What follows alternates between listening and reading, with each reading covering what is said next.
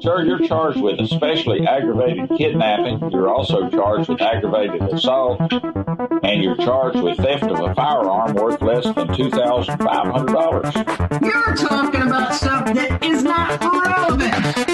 Hello and welcome to the Court of Public Opinion. I am the Recovery Addict, and boy, do I have a case for you today. Why is the dog chewing on this guy? I think they have got the wrong guy They there. got the wrong guy, and the dog was biting him. He roughened him up quite a bit. There's a lawsuit. 9 out of 10 judges prefer watching the Recovery Addict live stream in their courtroom. The fireworks are not done. Now we're getting commentary on the case. Dati mihi Anglican for service Latino. Oh, for Trump's sake. Is that correct? Literally not true. I didn't ask you to interrupt me.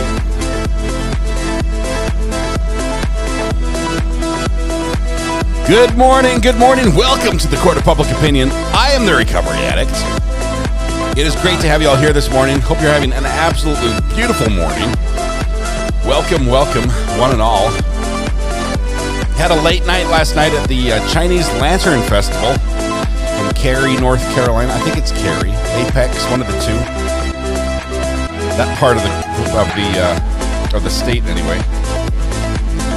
It was not what I expected.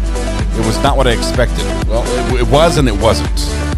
But had a lot of fun. Might show you some pictures. Oh my goodness. Late night, driving back was absolutely wild in the weather. It was just torrential downpour.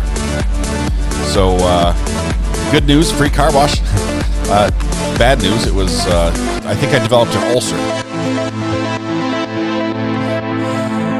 I think I developed an ulcer driving through the rain. I don't know why North Carolina thinks that in some parts of the state you don't need any reflectors on the road. We can just paint some off-white color lines on the road and call it good.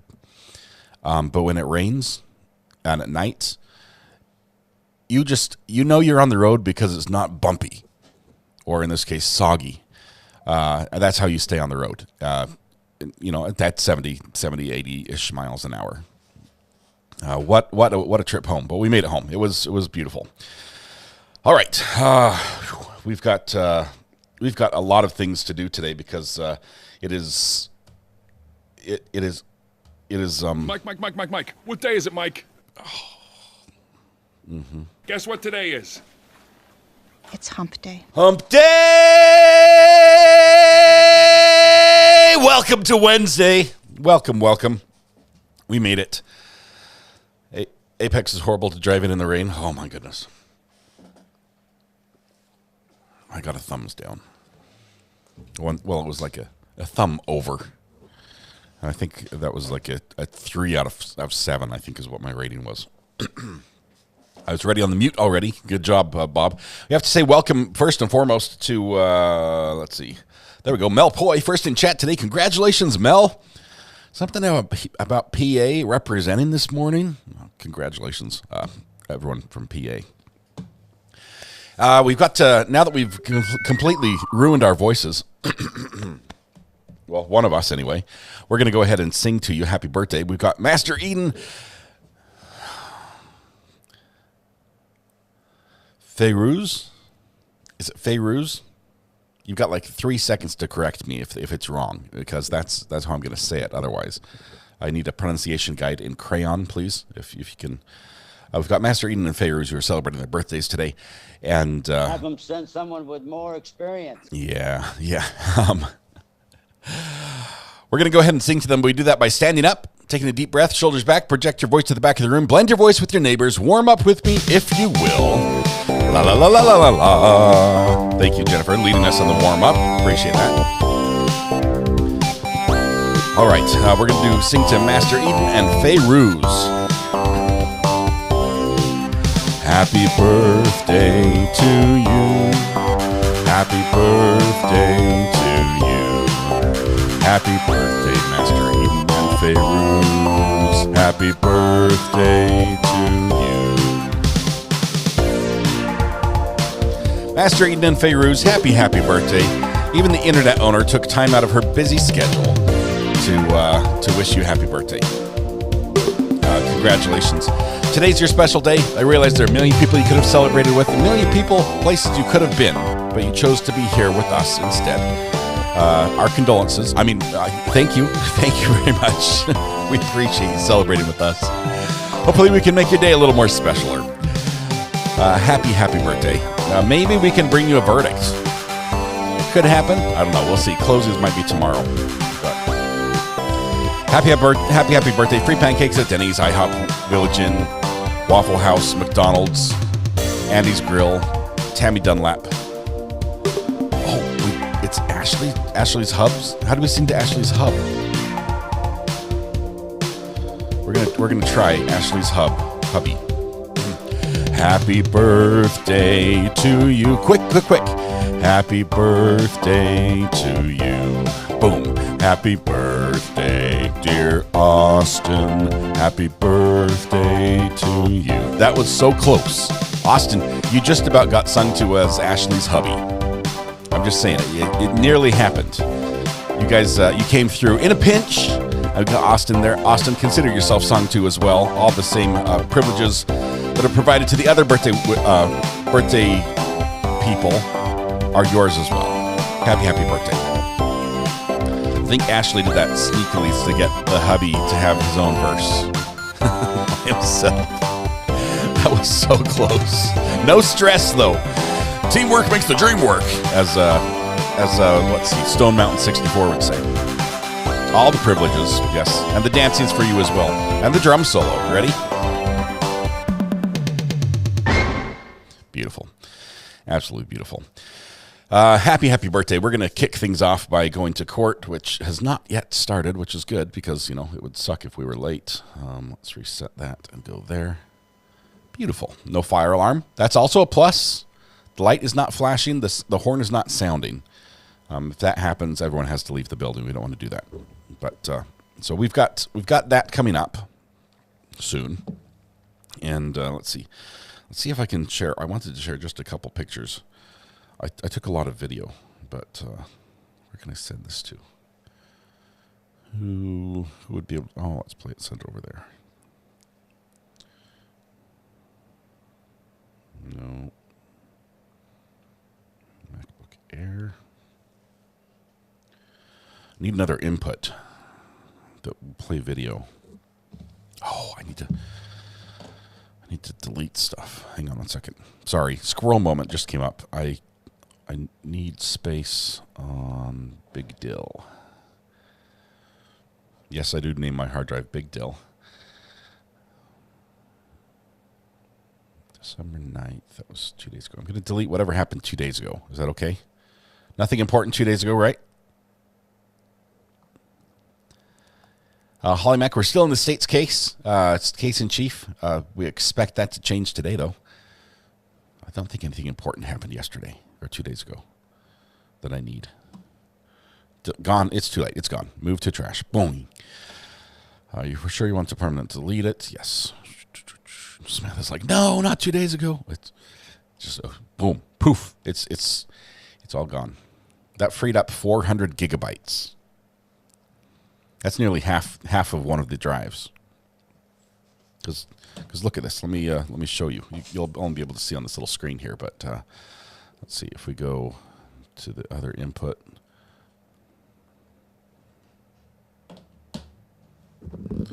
It was full. See that drive over there on that side? That's full.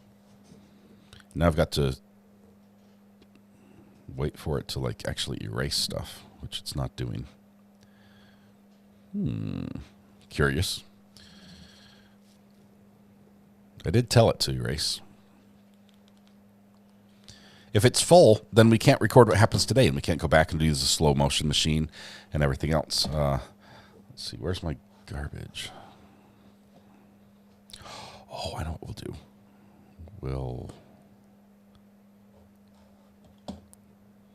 Do we get info on this?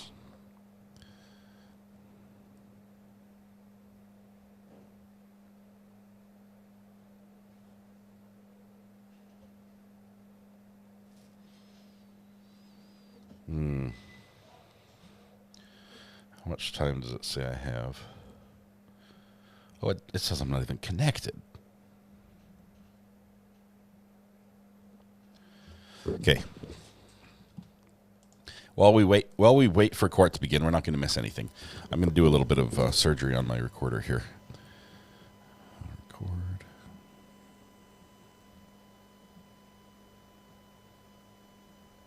We're going to set to remove network location. Now set a new network location.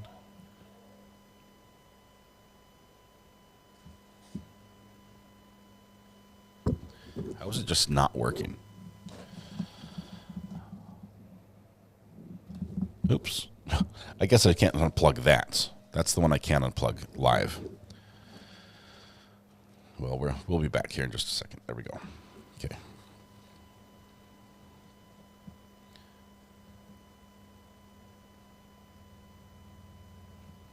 It doesn't have a connection to the recorder. Hold on one second. I'm going to go around the back side and get this fixed. As we wait for court to begin, which should be momentarily. We'll get a little music here. Let's see. Oh, I can play my own little song, can't I? What song do we play to start things off?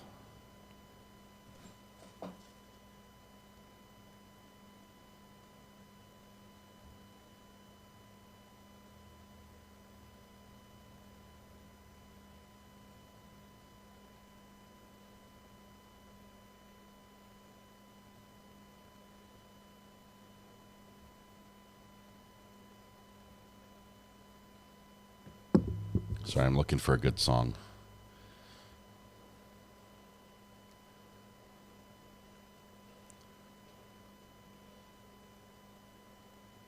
It's one of those mornings, you know, a little bit. I go to Suno. There we go. Audio's coming in from right Have them send someone here. with more experience. My library.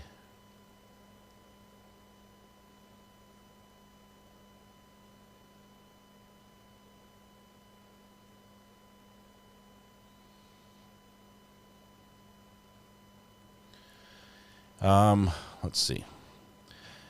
Let's do our latest one. Not the I've had enough boss, but let's sing the song about Grandpa because that gives me 5 minutes. 5 minutes. Here we go.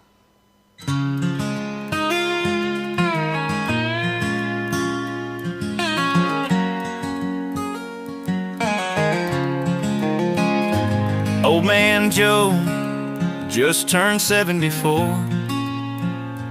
Found a website, thought it was for more. Sharing stories about his younger days.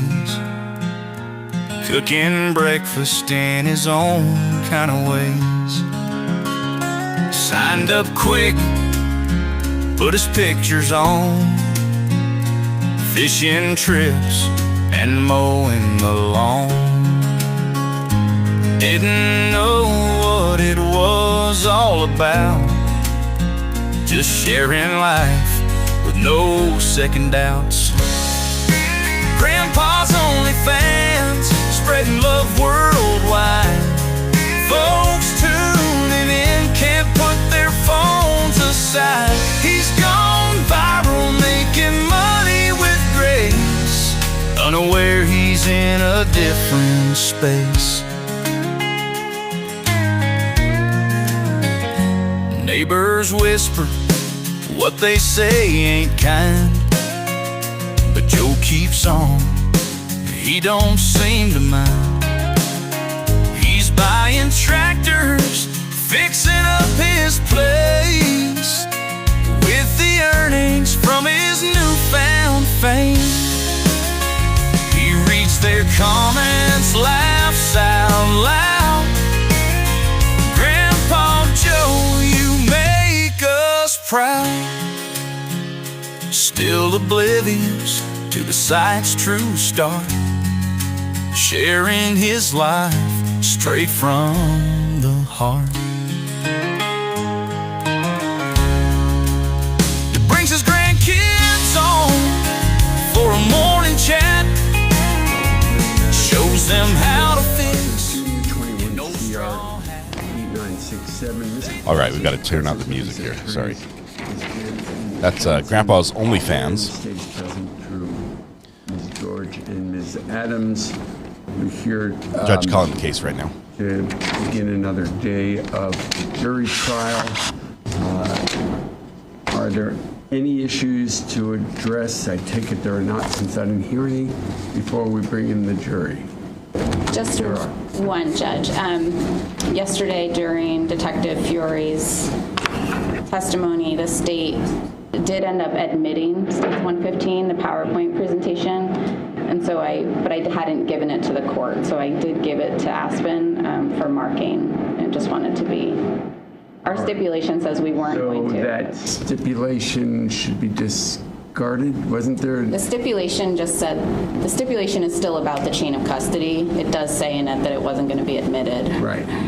But the rest of it is important and still all right in place. So. But there's a piece we're going to have to tell them to disregard. Or just cross it out or something. Yeah, I think we can You may just want to cross it out. just redo it so it doesn't say it wasn't admitted. I can do that. Okay. Anything else to address? No, thank you, Judge. Chance? All right. Let's bring in the jury. Okay, we'll see if we can get better sound. What we have here.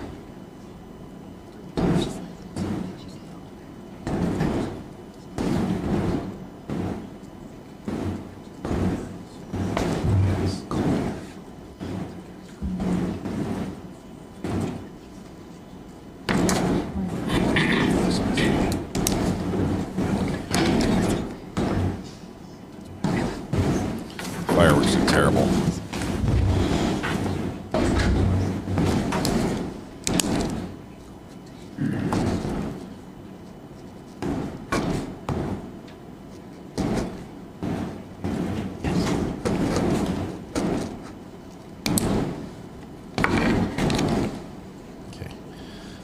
Let me cut just for a second for this so we can pause things up.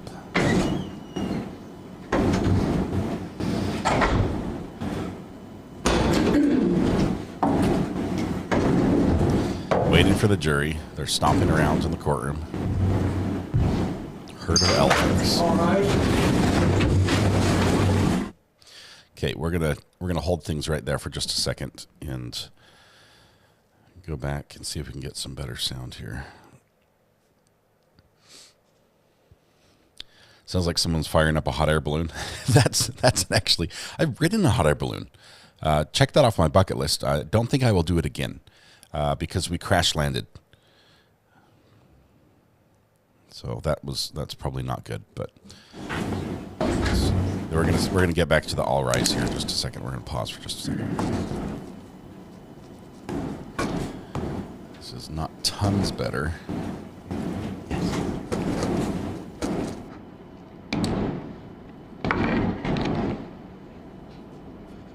The problem is anytime they're talking away from the microphones, we're going to get this sound effect.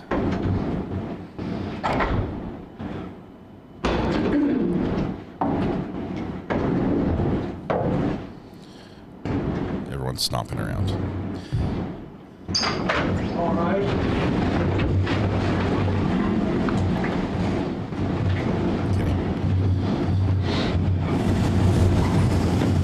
Now they come stomping in. All right. While they come and take their seats, so we have to pause just for a minute to get that squared away. Pamela Mack, congratulations! This is such an amazing group. Thank you for everyone for the prayers this week. Please keep them coming for the next few days. Love to all. Thank you. 19 months, Pamela. Paula. I called you Pamela twice, I think. Sloth Life gifted a membership as well. Everyone. Congratulations. Thank you so much. Paula, I apologize for calling you Pamela. Did anyone learn anything about this case since retiring yesterday and going home to your respective homes? Seeing all shakes of the head no. Did anybody read anything about this case? Did anybody watch any news accounts of the case since yesterday? Is there any reason why any one of you cannot continue to be a fair and impartial juror in considering all the evidence in this case? New question. And receiving shakes of the head no from all 16 members of the jury. Is the state and defense ready to begin? Yes, Judge. Okay. Call your next witness, please. Your Honor, the state calls Dr. Stephen Shapiro. Dr. Shapiro? Have we seen Dr. Shapiro before? That name sounds really familiar. Although the face is not ring a bell. Show me the whole truth for nothing but the truth under the pains and penalties of perjury. I do. Thank you. I do not recognize the face, but the name sounds familiar. Morning. Hello. Could you state your name and spell your last name, please? Stephen with a V, Shapiro, Shapiro. Stephen, not How are you Stephen. employed? Currently, I'm self-employed. What do you do as a self-employed individual? Mostly I do autopsies still. Self-employed In the past, autopsies? have you worked as a medical examiner in Vermont? Is that a crime? I have. When? I started doing autopsies up here, I believe it was 1999. I started working full-time October 2001. They made me chief in 2006. I officially retired April of 2021. And then I worked for about a year and a half on a fee-for-service for the state of Vermont. So in October of 2021, you were doing fee-for-service for the Office of the Chief Medical Examiner? Correct. Before I ask you about some of those duties at the medical examiner's office, can you just briefly explain to the jury what kind of education and training one has to become a medical examiner? Sure. Well, I did undergrad in medical school here in Vermont, graduating medical school in 1993. From there, I went to the Oregon Health Sciences University in Portland, Oregon, where I did a combined residency in anatomic pathology and clinical pathology. My last year in Oregon was spent mostly at the medical examiner's office for the state of Oregon in Portland.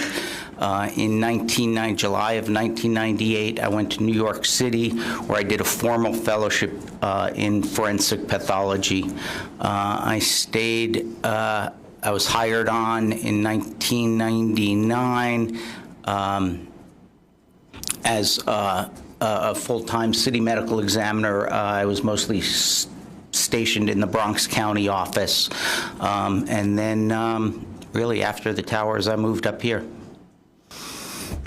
So you mentioned that you were chief medical examiner here in Vermont. Can you explain to the jury what some of your duties were as the chief medical examiner? Well, the Office of Chief Medical Examiner is essentially a government agency. We sit under the Department of Health. All what we do is derived by statute. It's VSA 5205. Essentially, we investigate sudden, unexpected, or violent deaths related to public health issues, some deaths required by law, prisoners, mental institution patients. But mostly I did autopsies. We have a big public health component of our work, monitoring, deaths in Vermont. So we did a lot of that. Thank you. Can you explain to the jury what the difference is between cause of death and manner of death? Well, she jumps right to the meat of the matter. Cause of death is an etiologically specific thing. People die of atherosclerosis, heart disease, diabetes. These are specific diseases. Hang on, the first one? Baseball bats, gunshot wounds. So, no, what was the first thing you said? I always use Abraham Lincoln as an example. If I asked you what killed Abraham Lincoln, you'd probably say he was shot in the head. I think it was his doctors. That's his cause of death. Now, if I was to ask you what changes or alters your biochemistry and physiology of having a lead projectile go through your head, you might tell me things like direct trauma, hemorrhage, lead shock. poisoning. All these things are non-specific. Lots of things cause hemorrhages in your brain, whether they're strokes or bullets or baseball bats or aneurysms. So just saying, grandma had a brain hemorrhage doesn't really help us define what killed grandma.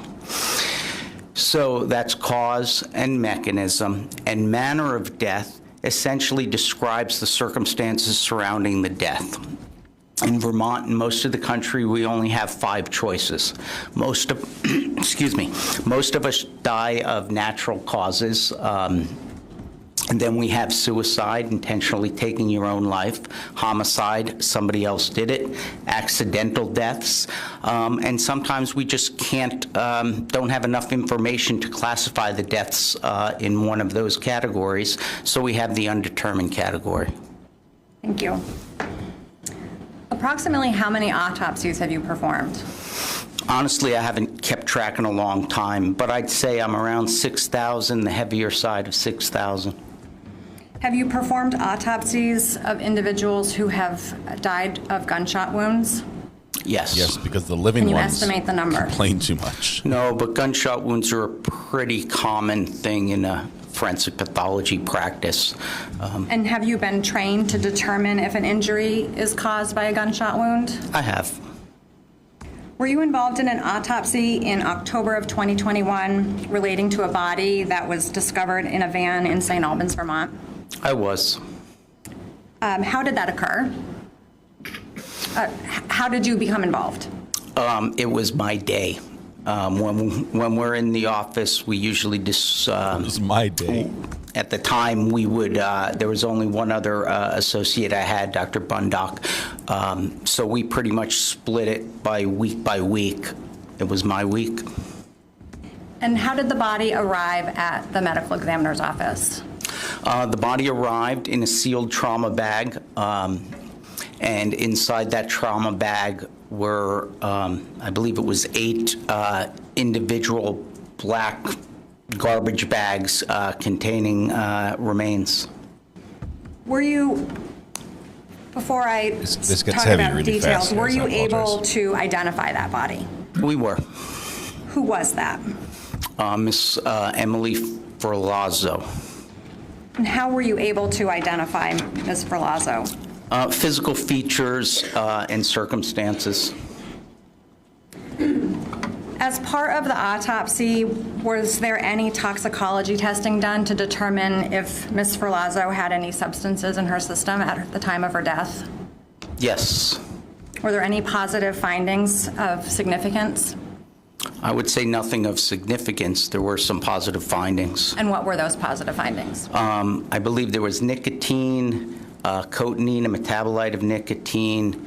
I think there was a little marijuana in there, and caffeine, I believe. Did Ms. Ferlazzo have any alcohol in her system at the time of her death? I don't have the report in front of me, but I don't believe she did, no. Would seeing your report refresh your recollection on that? It would.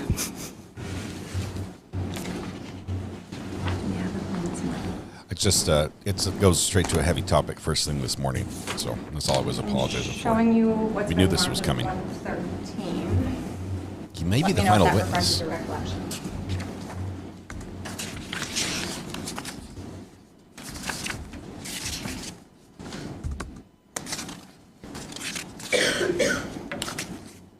Well, this is a copy of my autopsy report. It does not have the toxicology report attached to it.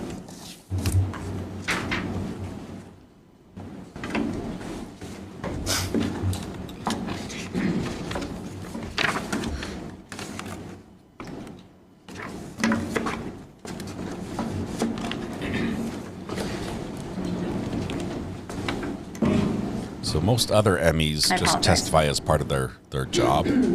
This one gets paid by the hour. Was anyone else present when you conducted Ms. Ferlazzo's autopsy? There were several people there, yeah.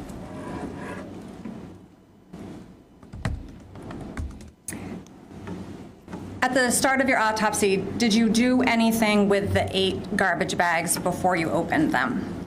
All of the bags were x-rayed. Were there human remains in those bags? In some of them. Which bags contained human remains? It would help me if I had my report, but I believe it was bag 3 through 8. And do you recall what was in each bag? Not off the top of my head, no. When you were able to open all of the bags, was all of Ms. Ferlazzo's, well, what was in the bags? There was a dismembered body. All the anatomic parts were there, so it was a complete body. Did you measure and weigh the body? Yes. How much did the body weigh? There's no way I'm going to remember that, Counselor. Would seeing your report refresh your recollection? It would. He just give him his report. He's going to need it. I thought she weighed about 130. So the combined weight of all the parts we had is 128 pounds. So just so the record is clear, could Dr. Shapiro indicate what page he's referring to in his autopsy report and that the information is coming from the autopsy report? Thank you. So this is from my report on page 3 of 7 under the external examination. I have her as an estimated length of 5 foot 3 inches and a weight of 128 pounds.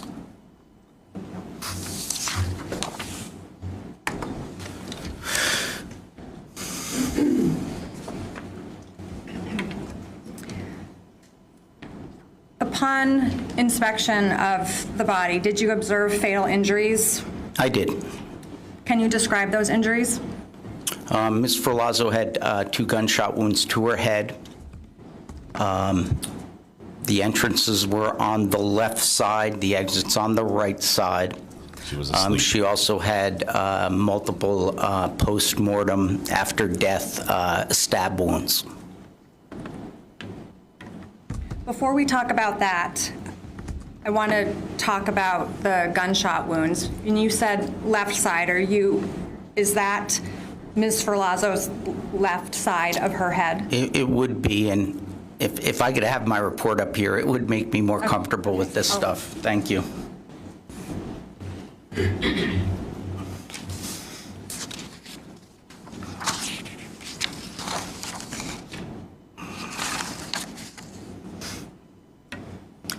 Entrance wounds on the left, exits on the right. This may seem like an odd question, but how did you know that it was 2 separate gunshot wounds? There were 2 separate gunshot wounds. When you're viewing a gunshot entrance wound, is there a way for you to tell whether the barrel of a gun was pressed up against the skin? There are. How do you determine that? So when we talk about gunshot wounds and range of fire, how far away the barrel was from the target, really there's only 3 basic kinds. Contact wounds, and this is all based on all the other stuff besides the bullet that comes out of the end of the barrel. There's gases, there's unburnt powder, there's burning powder, there's a lot of stuff that comes out, smoke. So if the barrel is pressed right up to against the target, all that other material goes inside the body. If it's a little farther away, not up against the body, we're able to see those particles that embed in the skin. We call that stippling. Sometimes there's smoke, fouling, and that can give us, if we go and test fire the weapon, we measure what's on the skin surface or the target surface, and then we can do test firing of the weapon to determine a range of death. If you move past the distance where those little particles and smoke travel, we call that, even if it's only 1 inch past there, none of that stuff is on the target, and all the wounds would look alike after that, whether it's 10 feet away or 150 yards away, because there's nothing there, and there is no way for me to determine the distance wounds, and there are other caveats involved. Did you observe any of the stippling on Ms. Ferlazzo's entrance wounds? I did not. Would the presence of another object like fibers or cloth or clothing prevent stippling? That was the caveat I was putting in there.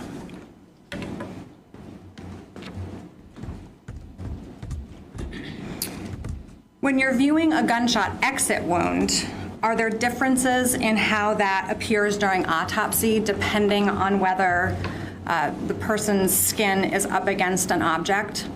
There are. And can you explain to the jury what that looks like?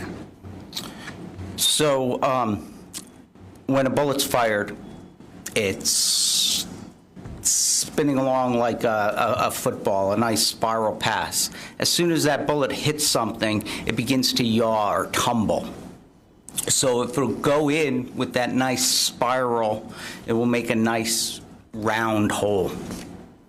As it passes through and it's tumbling, goes to the other end, and whether it comes out backwards, sideways, we don't know, and it lacerates. It tears the skin on the way out. If that skin on the exit wound is pressed up against something, when it lacerates out and the skin moves out, it smacks up against, and this all happens in less than a blink of an eye, it smacks up against the surface it's on, and it causes a little abrasion ring around it, which looks very much like an entrance wound.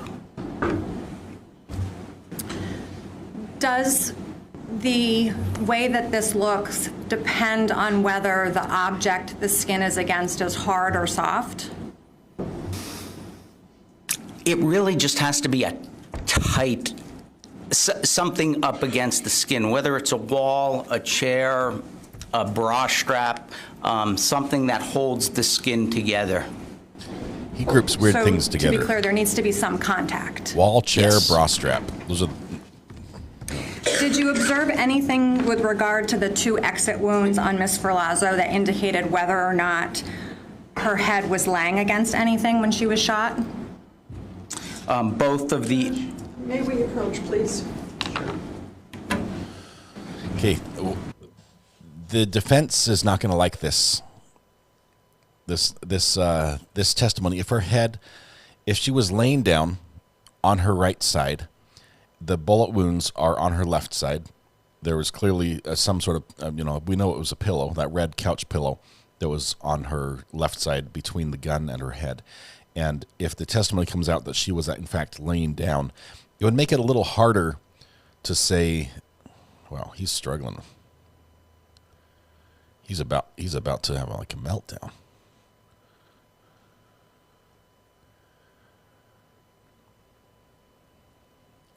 It's going to make it a little harder to say it was self-defense if they literally can position her body in the position of sleep when the fatal injuries were sustained.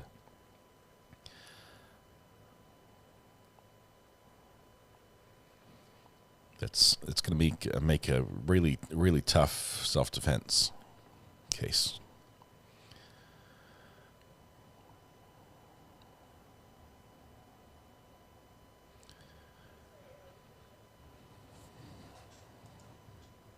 He does not look like he's doing well. Mandy Winslow, congratulations, member on the jury, 13 months.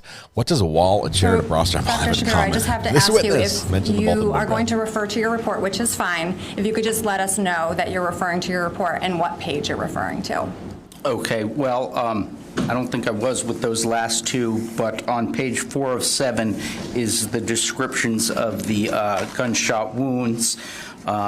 And in the 3rd paragraph under gunshot wound of entrance, marked A, in the 3rd paragraph, on the edges surrounding the wound is an approximately 1/8 inch ring of abrasions, parentheses, short exit wound. And on gunshot wound B in the 3rd paragraph, I described it as an approximately 1/16. There is an approximately 1/16 surrounding abrasion, parentheses, short exit wound. So based on those observations, what were you able to conclude? That Ms. Ferlazzo's head was against something when she was shot. both the top and bottom. Were you able to determine a manner of death for Ms. Ferlazzo? I was. And what was that? It was a homicide. What is the definition of homicide in an autopsy? Death by the hands of Really, another. it's a medical definition, but it's really death at the hands of another. Were the injuries from the 2 gunshots the sole cause of Ms. Ferlazzo's death? Yes.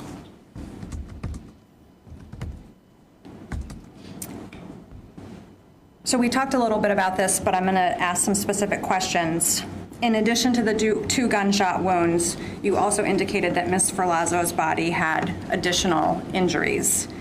I'd like to talk about the stab wounds first. How many stab wounds were on Ms. Ferlazzo's body? There was a total of 18 separate stab wounds. Page number. That I just added up on the front sheet, the first page, under final diagnosis 2, postmortem dismemberment and stabbing, A, chest 1, abdomen 8, back 9. Thank you.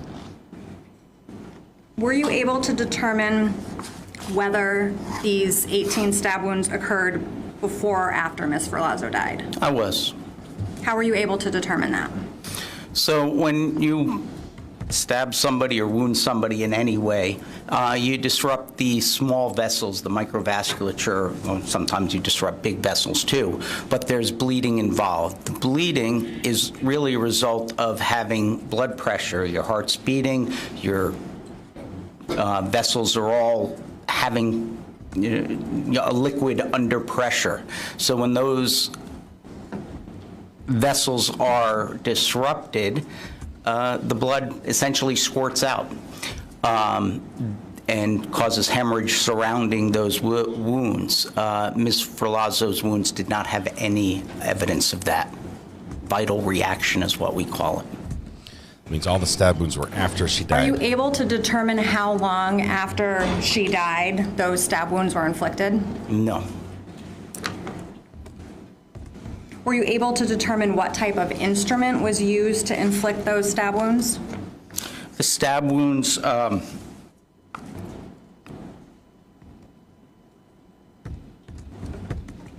all had similar features. Once again, I'm referring to page 5 of 7.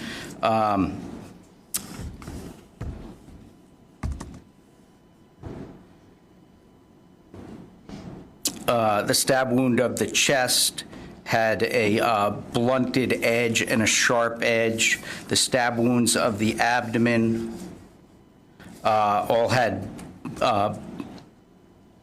sharp edges and blunt edges, and so did the stab wounds of the back. Essentially what this is a single-edged blade. If you take a blade, one side is flat and the other side is sharp. Pretty much any knife is like that, or most single-edged knives are like that. So when it goes into the skin, you'd see there's a blunt side and a pointy, sharp side of the wound. When examining a wound on someone's body, is it possible to determine whether it's a slice wound or a stab wound? Yes. And how does a medical examiner make that distinction? So essentially, by definition, these are what we fall under sharp force or cutting injuries. Incised wounds or slices are longer on the skin surface than they are deep. Stab wounds are deeper than they are long. And in a lot of situations, there's lots of overlap. And in this case, were these incised wounds or stabbed wounds? These were all stab wounds.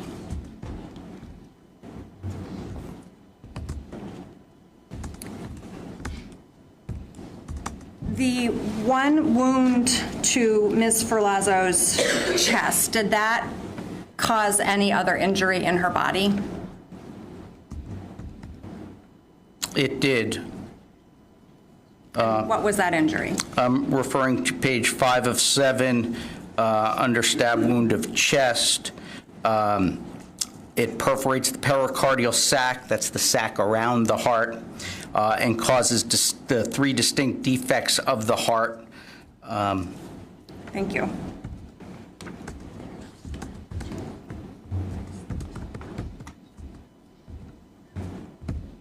Can you generally explain to the jury where the stab wounds were located on Miss Ferlazzo's abdomen? I guess to clarify, were they scattered or were they linear?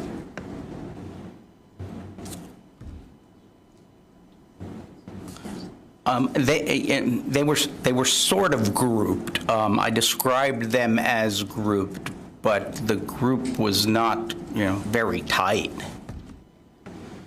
And what about on her back? The same thing.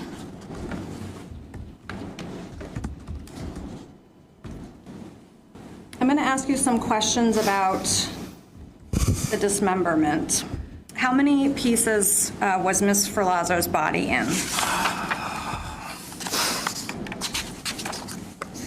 You can make me count. Page number, please. Yep. So in bag number 3, this is on page 2 of 7, there was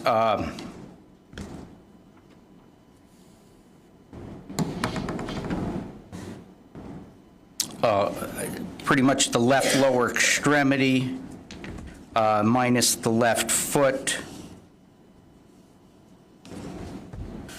Bag number 4, same page, was Miss Ferlazzo's head. Bag number 5 was an upper extremity and a foot.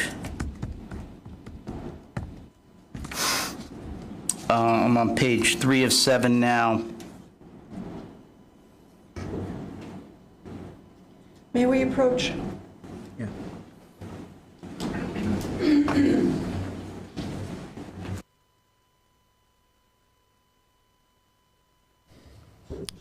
I'm not sure if the objection has to do specifically with this part of the testimony, but I have noticed that every time every time the state gets to a question or a part that's particularly disturbing, they need to approach and possibly break this up a little bit. Might be strategy. Let's see. Diane, member for 5 months, but here since Daryl Brooks, which makes you an OG. Thank you for the great job you do, Recovery Addict, presenting these trials. Thank you, Diane. Appreciate that. Appreciate you being here and making the community what it is. Amy L., welcome to the gallery. Can't see how many months that is, but Yellow Courthouse, that's at least 9. Or is that the... Yeah, it's over 9, under 12, I think.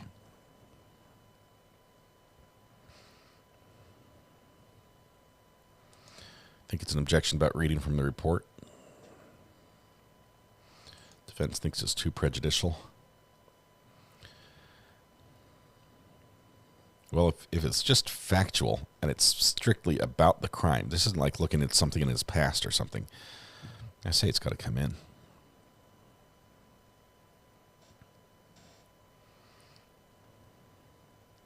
Technically, the answer was non-responsive. He's adding them up, but he's doing the math out loud.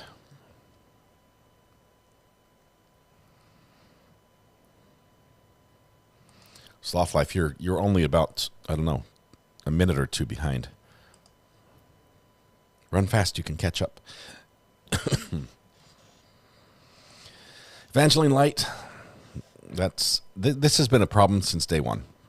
I don't know why. Check to make sure you're well, obviously you're still a member. You can talk. You're a subscriber. Just double check and make sure that the bell has been rung.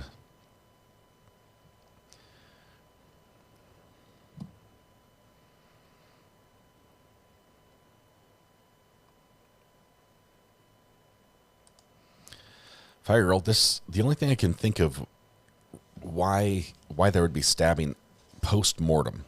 We don't know how long post-mortem, but after the heart has stopped beating, I think it probably occurred during the dismemberment, where he was angry at her for him being in this situation.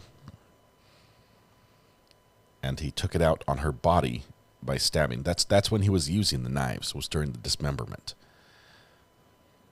You can continue.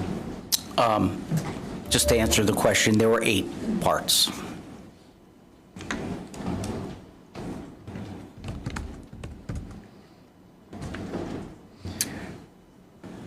Were you able to determine whether the dismemberment of Ms. Ferlazzo occurred before or after she died? Yes. And what was the conclusion you reached? This was post-mortem after death dismemberment. Again, were you able to determine how long after she died that this dismemberment occurred? No. Were you able to determine what type of instrument was used to dismember Ms. Ferlazzo? Yes. And how does one make that determination? So, this was a sharp-edged instrument making I won't even say that, making cuts. And then there was evidence of a serrated instrument used as well.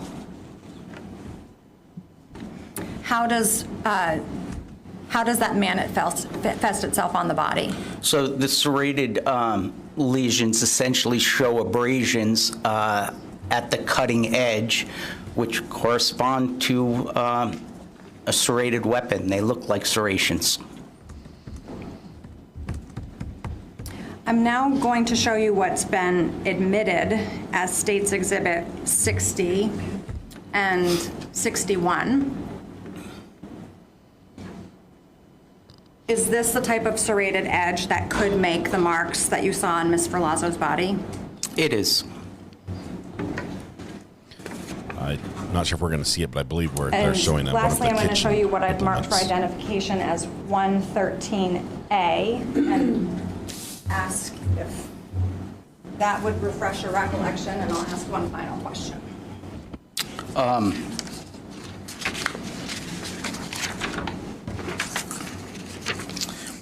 It does. 113A is a 4-page copy of the toxicology report from National Medical Services, NMS Labs, which is the company we use for a reference lab at the office. And does that refresh your recollection on whether Ms. Ferlazzo had any alcohol in her system at the time of her death? It does, and she didn't. I don't have any other questions.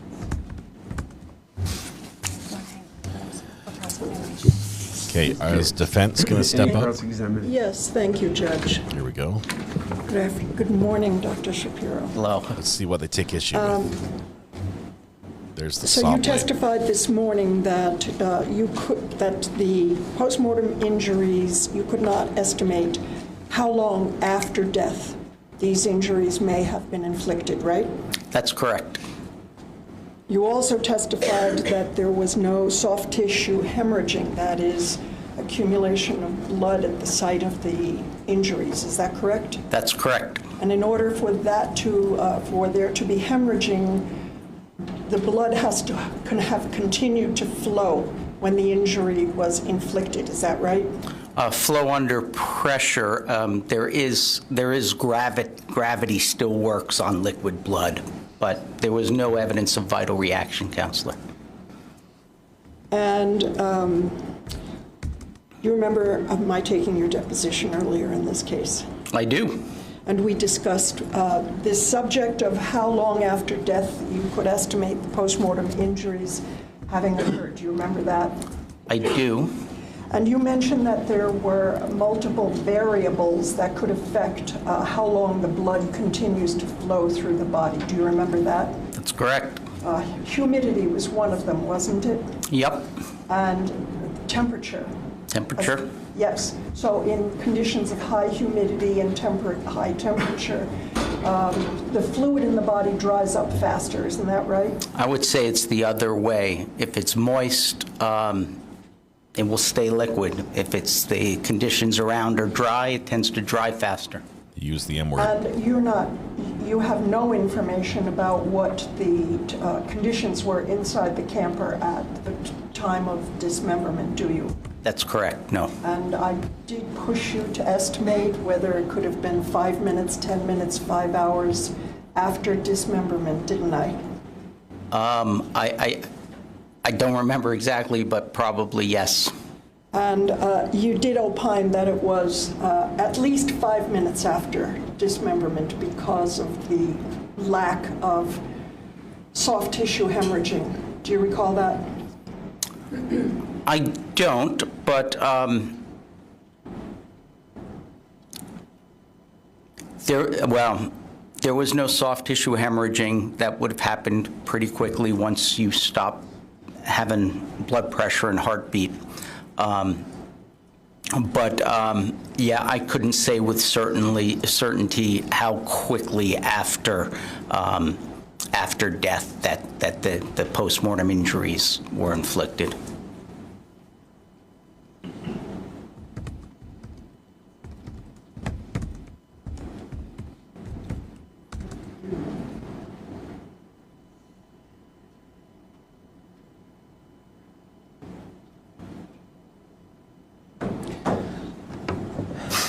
Could you tell from the autopsy that you conducted whether the stab wounds were inflicted prior to the dismemberment? I could not tell that. So you couldn't tell what happened first? That's correct. So I'm just looking through your deposition testimony. And so, as you sit here today, do you disagree that it could have been 5 minutes after death that these injuries may have been inflicted? Could be, yes. Okay. I have nothing else, thank you.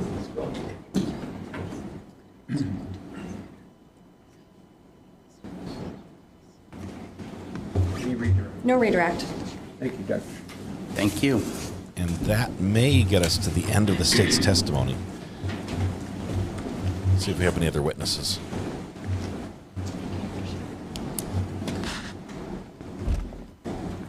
Does the state have any further witnesses? We do not, Judge. Aside from fixing one of the stipulations, the state has no further evidence. The state rests. Yes. The party want to approach for a moment?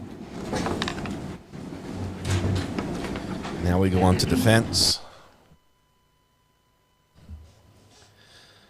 What was the point of cross? I think they were trying to trip him up over something he said in a deposition where he said that the injuries, the stab wounds, could have happened 5 minutes after.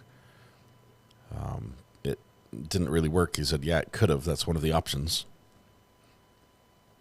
They didn't like. She said, okay, meaning that she didn't like the answer. And then she sat down.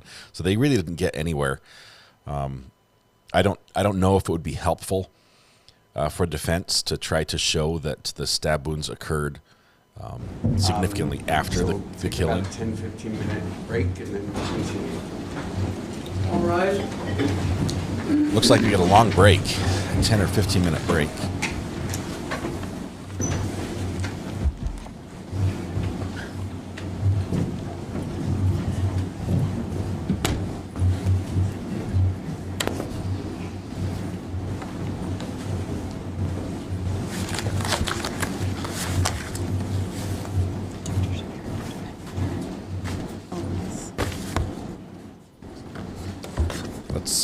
Let's see if there's an argument for a JOA, judgment of acquittal.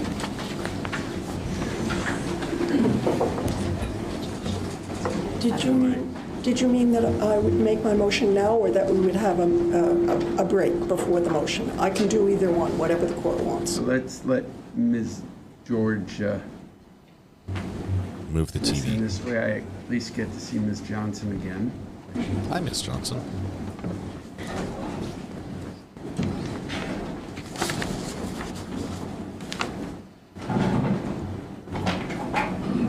The bailiffs aren't going to like the TV there. I'm not a big fan of that position either, but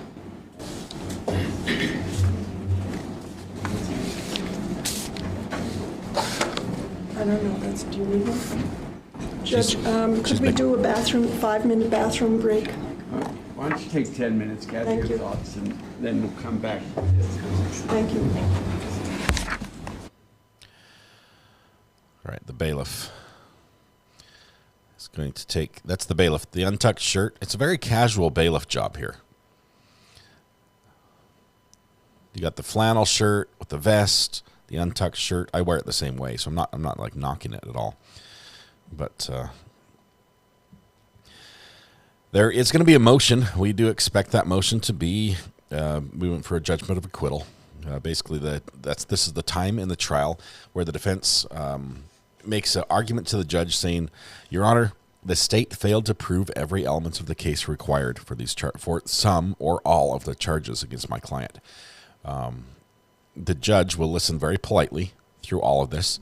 The state will probably give a very short answer where they say, yeah, I did. And then the judge will rule in favor of the state. It almost always works that way, especially if there's a lot of evidence. Now it's possible that a prosecution could make a mistake and forget to address one of the elements, but that would be a rookie move for sure. Every element that has to be proven must be presented by the state's case right now. If they haven't, that charge should be thrown out. Untucked shirt conceals weapon. It also delays the drawing of the concealed weapon. It could possibly tangle you up in it.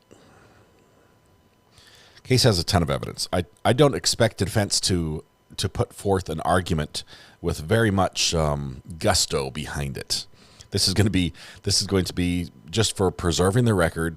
I should do this right now, so I'm going to show that I tried.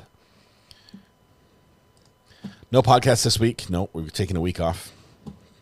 Thomas is going to be out of town.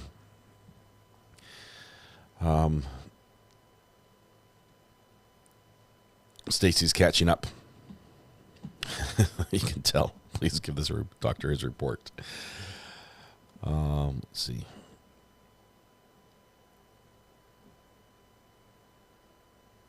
Sunshine State of Mind. Yes. The answer I heard was yes, that we heard that her head was laying on something when it was shot. So that she was, her head, the right side of her head was in contact with the pillow. I would say probably in a resting position, and the left side of her head was in contact, or was covered, I'm not sure how much contact, with the couch cushion, which was used in front of the silencer on the gun. So it went the gun with the silencer, and silencer doesn't make it absolutely silent, in spite of the name. If you use subsonic ammunition, which doesn't break the sound barrier, and you have a good silencer, you can get them pretty quiet. But I didn't hear any testimony that the ammunition was subsonic on this. It was what, 9mm, right? It was a Glock 19. I'm guessing. What's the FPS on a Glock 19 standard round? I don't know, 115 grain or something. Oh, it was a hollow point, right? It was a hollow point. Yeah, I think there would have been some noise. The pillow would have muffled some of that. But this is going to be very hard to use that evidence and work it into his statement that, in fact, she was fighting him and attacking him and reaching for the gun when he fired in self-defense.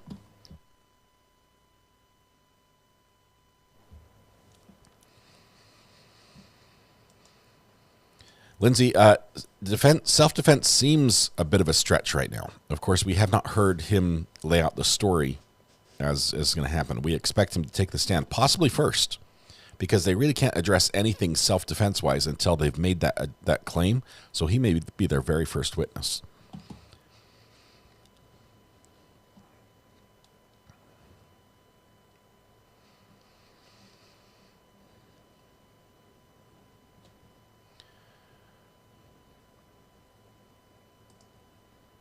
No worries. The silencer, let me explain a little bit about silencer. I do not own any, nor do I own any firearms that are equipped to be fitted with the silencer. Typically, to have a silencer on a gun, they're usually added to the gun after the fact, although you can get some guns that have built-in silencers. Generally, it means the barrel's a little really fat and heavy, and it's part of the barrel at the end. But the end of a barrel, where the end where the bullet comes out when it's fired, can be milled to to be threaded like a screw. So it's a hollow screw. Usually they're threaded in reverse as well. But the silencer then screws on to that, and it just basically extends the barrel. And the silencer has a hole all the way through it, so the bullet, when fired, goes right through. But it also has a set of baffles. Think of it like little chambers off to the side that are meant to catch some of that explosive force that comes out of the gun. And by doing that and capturing some of that, the bullet goes through, but a lot of the blast and the noise and everything is sort of contained inside the gun. And it's a lot quieter. A silencer is, as we covered yesterday, they're legal in 42 states. You can hunt with them in 41 states in the United States. To own a silencer, all you have to do is basically be like 18 or 21, depends on the purchase method.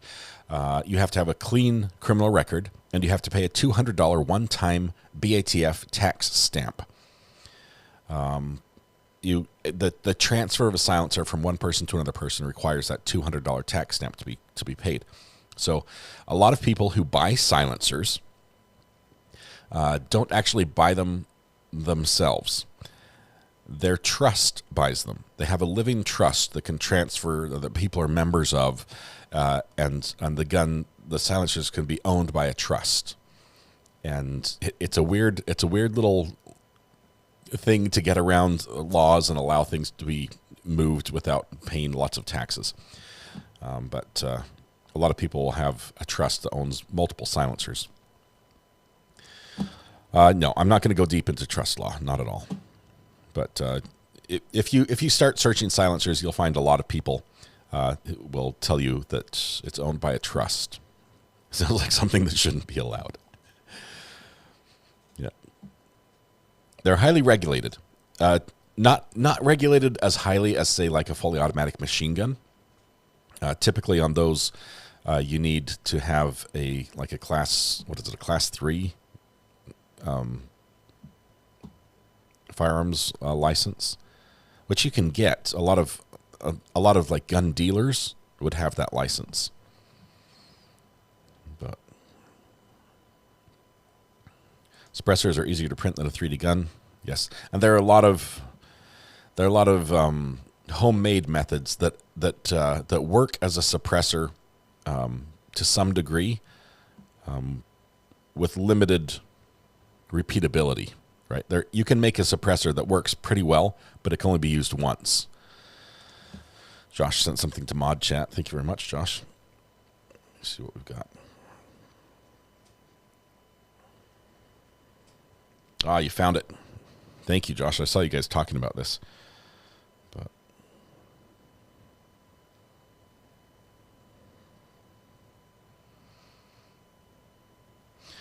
But suppressors are, I've never fired a gun with a suppressor on. I should say I've never fired a firearm with a suppressor. They make some air rifles that have sort of built-in baffle system, which doesn't require the same tax stamp because it's not classified as a firearm, which are very, very quiet. But the firearms can be fun to shoot with a suppressor because they're so quiet. Oftentimes you can shoot them and not require the ear protection, which you would otherwise, because they're so loud to fire.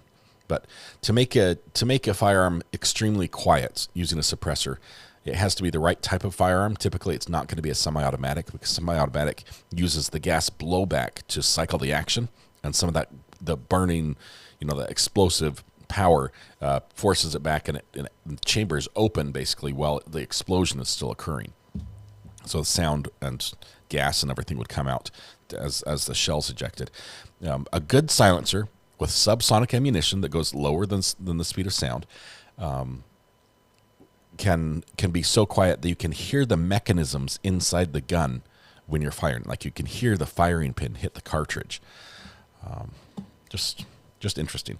And if you're allowed to hunt, it's obviously a huge advantage, because if you're hunting things where you're allowed to take multiple animals or birds and allowed to use a suppressor when hunting, say you're allowed to shoot, let's go with bunny wabbits, okay? Say you're allowed to shoot 5 bunny wabbits a day, and there's a field of bunny wabbits. You can shoot multiple wabbits without the other wabbits getting getting alerted to the fact that they're being shot at.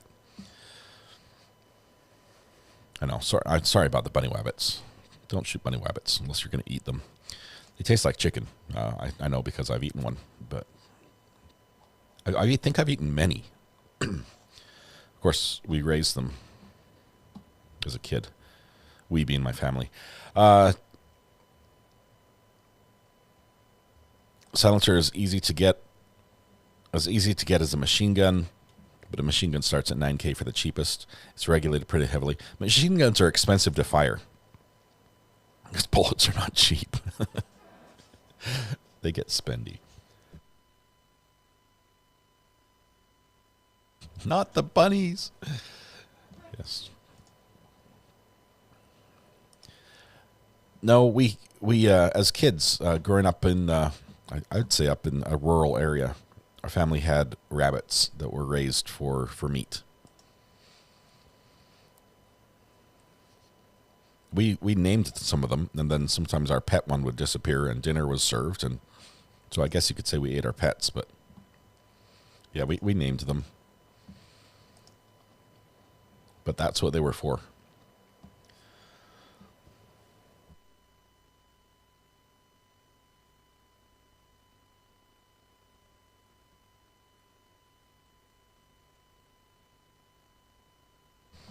Hairs look like rabbits that have seen the time knife. I'm not sure what the time knife is. I did, there was one time I shot at a hare.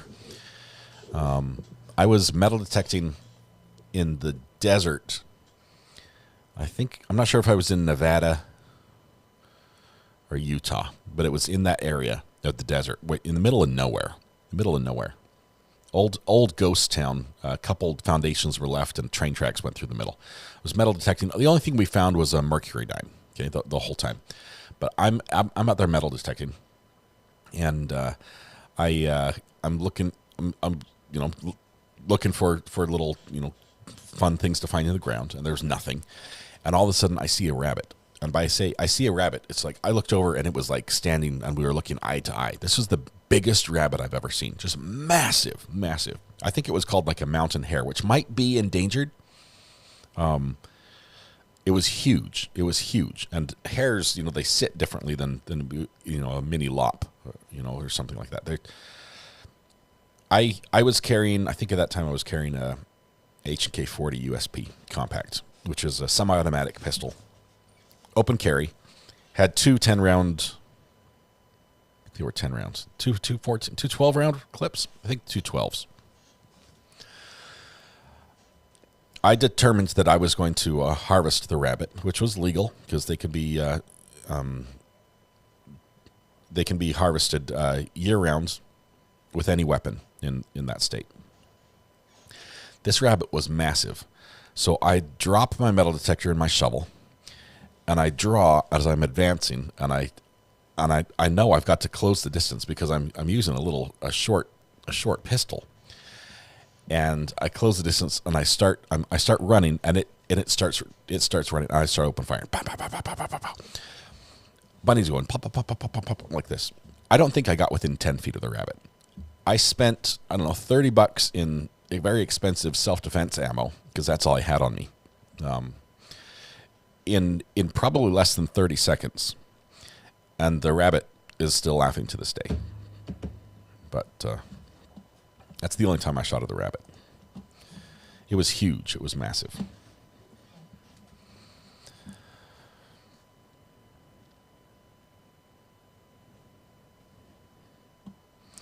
Just wondering how the relationship was on a daily basis. Did they fight daily, etc.? Was Emily a verbal abuser? I'm not saying Joseph was innocent, but was he pushed into stamping? He says his story is that he was. That she, Mel Poi is having internet issues, which is sad because Mel Poi is our internet owner today.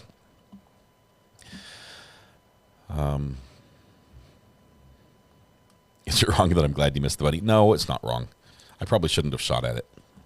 I didn't need to eat it, though I would have made an attempt had I got it.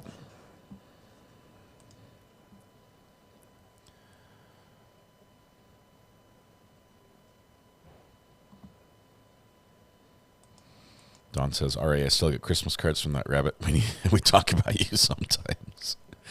Okay, let me just say, that rabbit looked like it was part horse. It was huge. It was huge. Definitely thinking about Elmer Fudd. Yes. Wascally wabbit. We were talking about silencers, and one of the reasons that silencers, or one of the benefits of silencers if you're hunting, if you're allowed to harvest multiple animals, and they travel in flocks, herds, or otherwise associate closely with each other in regular, daily activities, a silenced firearm would allow you to harvest multiple animals without scaring them all off. All right, I think we're back. We're about to get the JOA argument from the defense, which I will tell you, I don't think their heart will be in. All right, back on the record in State versus Joseph Ferlazzo, 21 CR 8967. Took a bathroom break and a collect thoughts break. Ms. Jantz, do you have any motions? Yes, thank you, Judge. I move under Rule 29 for a judgment of acquittal. Any argument you wish to make or no? Yes. Let me turn my ears back on. I apologize, Judge. Give me 1 second. Get back to ChatGPT and read you my motion. There it is. The state has failed to prove Mr. Ferlazzo is charged with first-degree murder. The elements are that it was that he caused the death of Emily Ferlazzo, that the killing was unlawful, that it was willful, premeditated, and deliberate. In this case, we heard testimony by Mr. Ferlazzo in his interview with the police that that he was overcome by rage. He was hot, he lost focus, blurry, a wave came over him. These are indications of passion or provocation. Therefore, I think that there is sufficient evidence that's already been admitted to the court that Mr. Ferlazzo was overcome by passion or provocation. That would make this not a first-degree murder case. And the state has failed, because it's their burden once there's testimony of passion or provocation, to prove beyond a reasonable doubt the absence of passion or provocation. There are, according to Belaski, Hatcher. She was asleep. 4 things to establish provocation. Adequate provocation, I believe, has been shown. Inadequate time to regain self-control or cool off. I anticipate the state's argument is that Mr. Ferlazzo said that he waited 5 to 10 minutes after he was attacked by Emily before he shot her. There's no testimony that that was enough time to cool off. No testimony whatsoever. The third is that there was actual provocation, and he's testified to that. And that the fourth is that there was an actual failure to cool off. Well, isn't it the jury's determination of whether the provocation was so great as to create heat of passion that would not justify but reduce the killing from, and usually, by the way, the instruction given is usually for second-degree murder, because the case law is pretty clear that if you find premeditation and deliberation, you necessarily are not finding great. So I'm sure that's a discussion we're going to have later on when we deal with the jury instruction. I'm prepared to address that, Judge, in State v. Yo, which was charged as a first-degree murder case. Right. The instructions included not only second-degree murder, but voluntary manslaughter. That's right. And so it's not, Belaski was a second-degree murder case. No, I'm not suggesting you may not have a voluntary manslaughter charge here. And the instruction you're wanting for the second-degree murder, I think case law may suggest that that really is a second-degree murder charge, not a first-degree, because there's I think it was a defense lawyer who properly said that there's an inverse relationship between premeditation and deliberation and great provocation and sudden passion. But in any event, that will In any figure event, out later Judge, on. my motion for judgment of acquittal is based on the fact that there was testimony by Mr. Ferlazzo in the admitted state's exhibit of his videotaped interview with the police, that he was under great passion and provocation, and there was no testimony introduced to rebut that in any way, much less beyond a reasonable doubt. That's my motion for judgment I appreciate of acquittal. So it's largely on the premeditation/deliberation pieces as compared with great provocation. The state's going to respond here. That's right. In the light most favorable to the state, I think the judge will side with the George, state. did you want to respond? Just briefly, Judge, I think that the state's perspective of the evidence is that there was no provocation. By Mr. Ferlazzo's own words, there was certainly not adequate provocation. There was, by his own words, more than adequate time to cool off. He first said 10 to 15 minutes, but even giving him the benefit of the doubt, 5 to 10 minutes is more than enough time from the state's perspective, at least for the jury to find that there was adequate time for him to cool off. There was no actual provocation. In his statement, he multiple times says that he was sitting there and she was trying to unfurl his piece, and that he was listening to the rain, and then he decided enough is enough. And not only got up and immediately just killed her, he got up from the couch, he walked over to the closet, he got his gun out, he grabbed a throw pillow, he jumped on the bed, he put the throw pillow over her face after she said, "Are you fucking kidding me?" And then he not only shot her once, but he shot her twice. I think from the state's perspective, those are all really clear evidence that this was not provoked, and that he had time to cool off, and he made a very clear decision, and in his own words said that it was the worst decision, but that he made a decision to stop her. Okay, thank you. The court will deny the motion. As parties know, this is, on Rule 29, you take the evidence in the case in most favorable to the state. You don't consider modifying evidence at that time. In terms of, just because voluntariness of this confession has been assessed, neither party is arguing that for purposes of this motion, but I will note for the record that the statement clearly Mr. Ferlazzo immediately says he wishes to talk to Detective Boris after Detective Boris and I've seen it done very differently, very carefully goes over his Miranda rights with him. Frankly, the court was impressed with the time he took to do that, and Mr.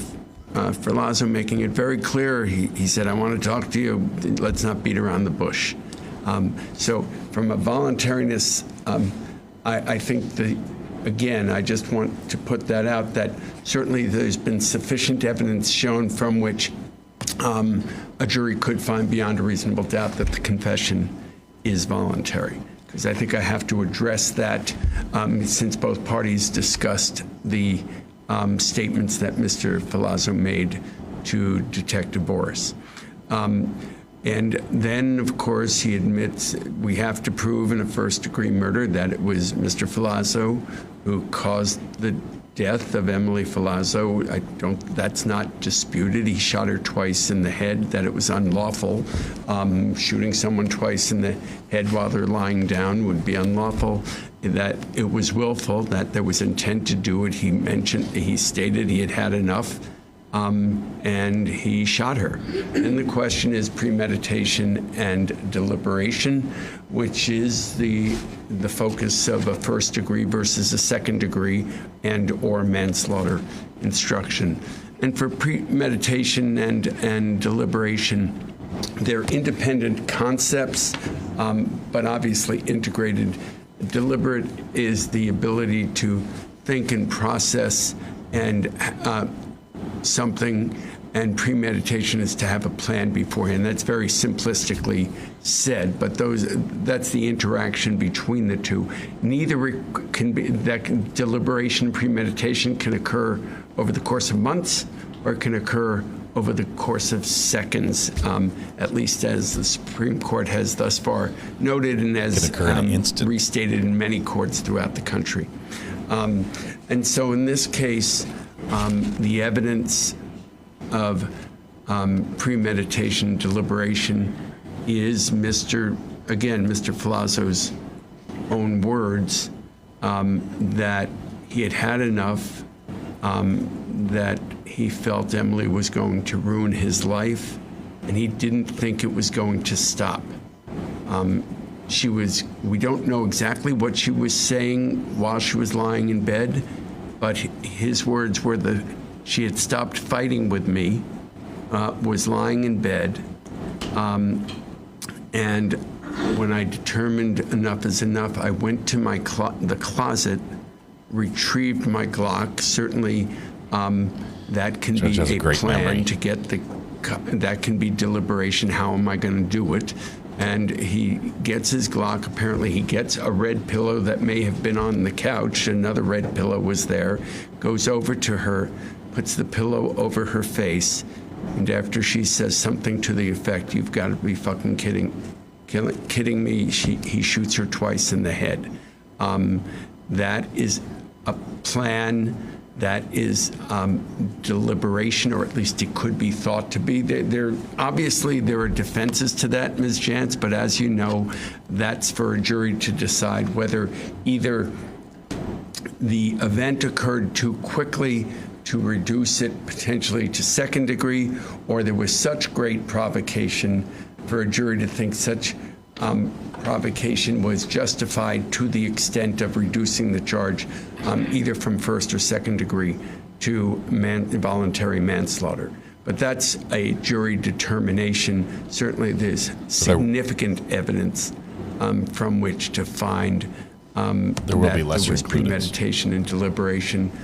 What no one has discussed yet is the very deliberate efforts he made very soon after the death of Emily to cover up what had occurred.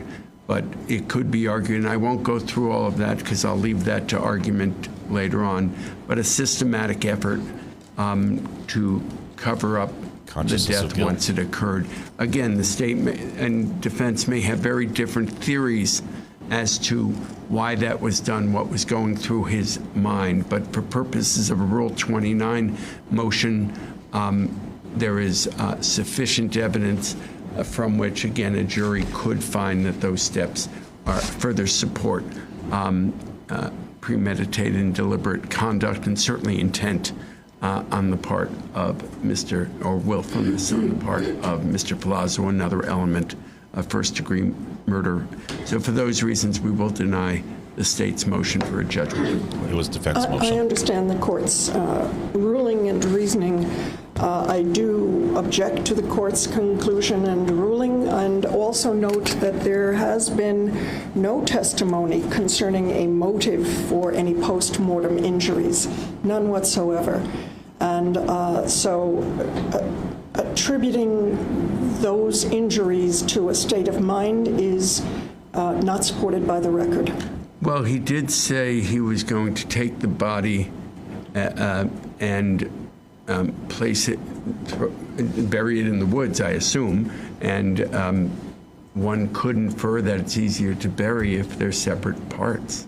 My understanding is that he actually tells the police that he cut her up so it was easier to carry her. Yeah.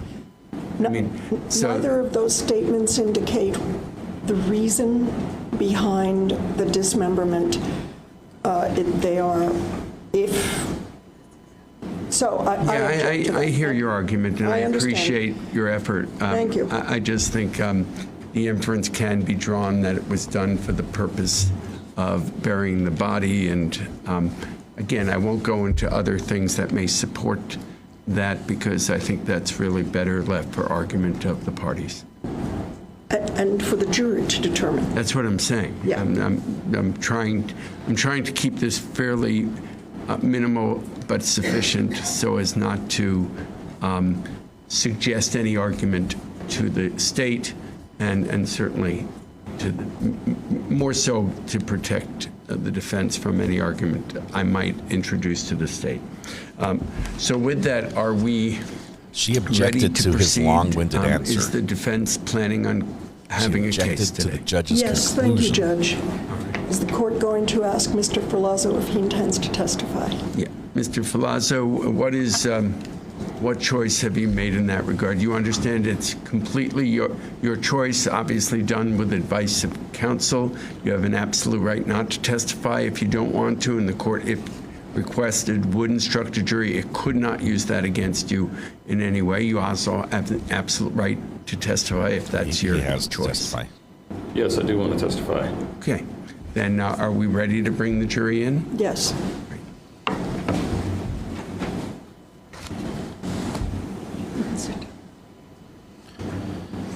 So he is going to tell this story a third time, and this will be different than the two stories that he told previously. First to his friend and the second to the police. This version will paint him in self-defense, is our anticipation. It would be, I would say it would be absurd to think that he would tell the story in a manner that makes him guilty. Otherwise, he would have just pled guilty.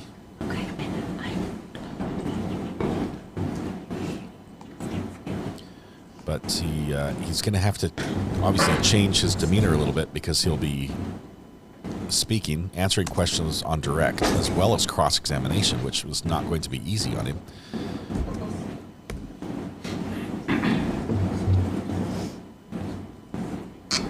He has to testify to get the self-defense in. That's the only way to get that assertion. Lawyers can't make it for you. The evidence sure doesn't call for that. At least by how I interpret it.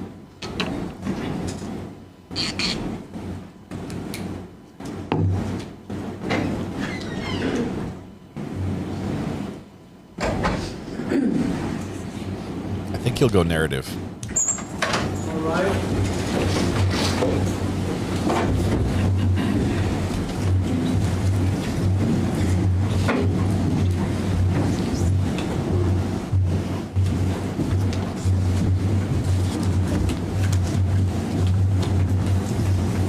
Let's tilt up just a tiny bit.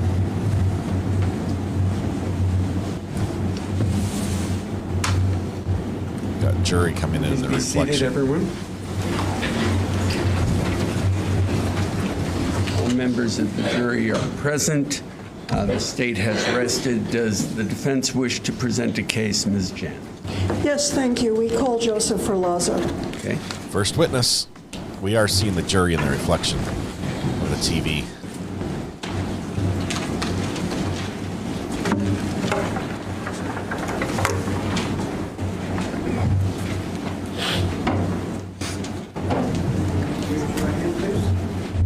Solemnly affirm that the evidence you shall give relative to the cause now under consideration shall be the whole truth and nothing but the truth under the pleas within the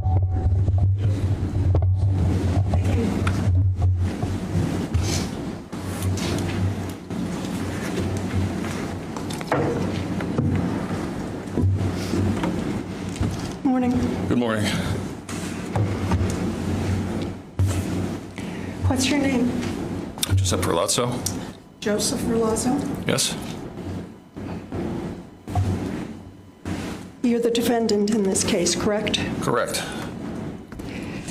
So, Joseph, we're going to take things one subject at a time, okay? Very good. How are you feeling this morning? Very nervous, very anxious, very tired.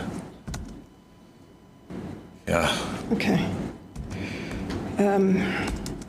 Reaches a point where you feel She's you like, need "Me a too." break. Let us know, please. Yes. So let's start with some easy information. Where were you born? I was born in Pennsylvania, in Reading, Pennsylvania. Is that where you grew up? Yes, that is where I grew up. I was there until I think maybe 11 or 12 years old. Everybody hear him? Can you hear me? Speak up a little louder. Yeah, move the mic closer, please. Can you hear me now? Better?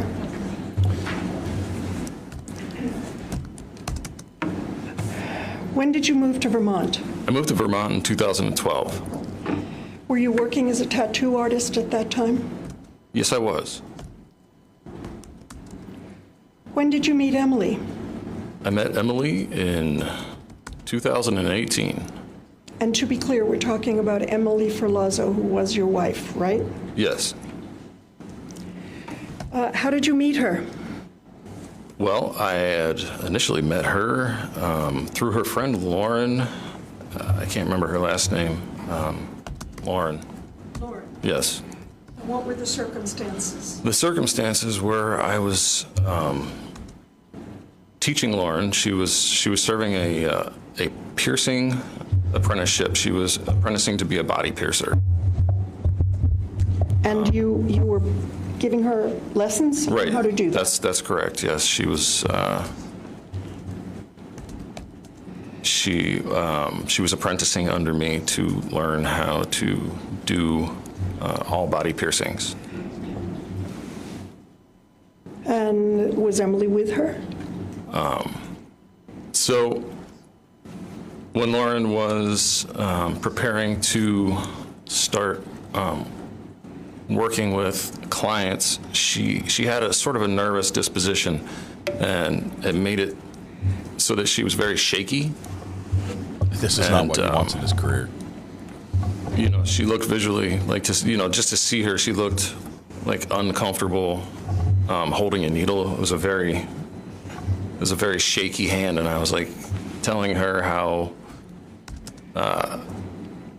working with the shop's clientele wasn't going to happen until she was more comfortable. So I suggested to have some friends, people that she was more comfortable around, and volunteer as guinea pigs. What do you mean? In hopes that she would stop shaking and would be able to do a nice, steady, precise piercing. So let me make sure I understand what you just said. Yeah. Were you suggesting to her that she do a piercing on somebody she knew? Exactly, yes, a close friend or someone that she felt comfortable with. So Okay. And who was that person? it was Emily. And that's how you first met her? That's how I first met her, yes. And did you have any kind of extended conversation with Emily at that point? In the beginning of the piercing procedures, it was all business.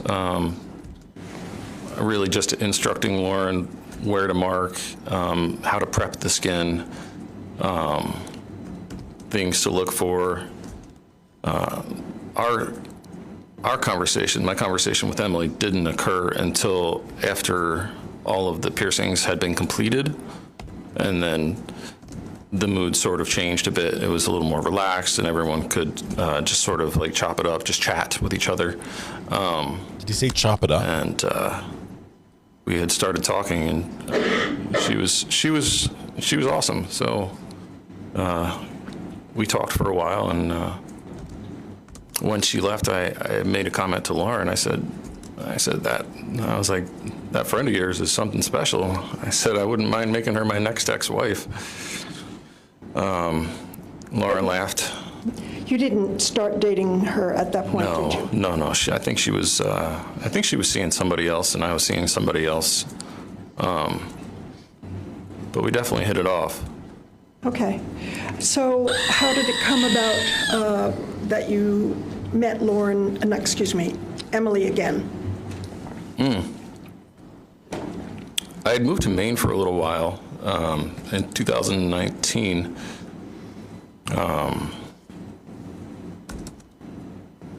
And when I moved back to Vermont in 2020, and I contacted Lauren.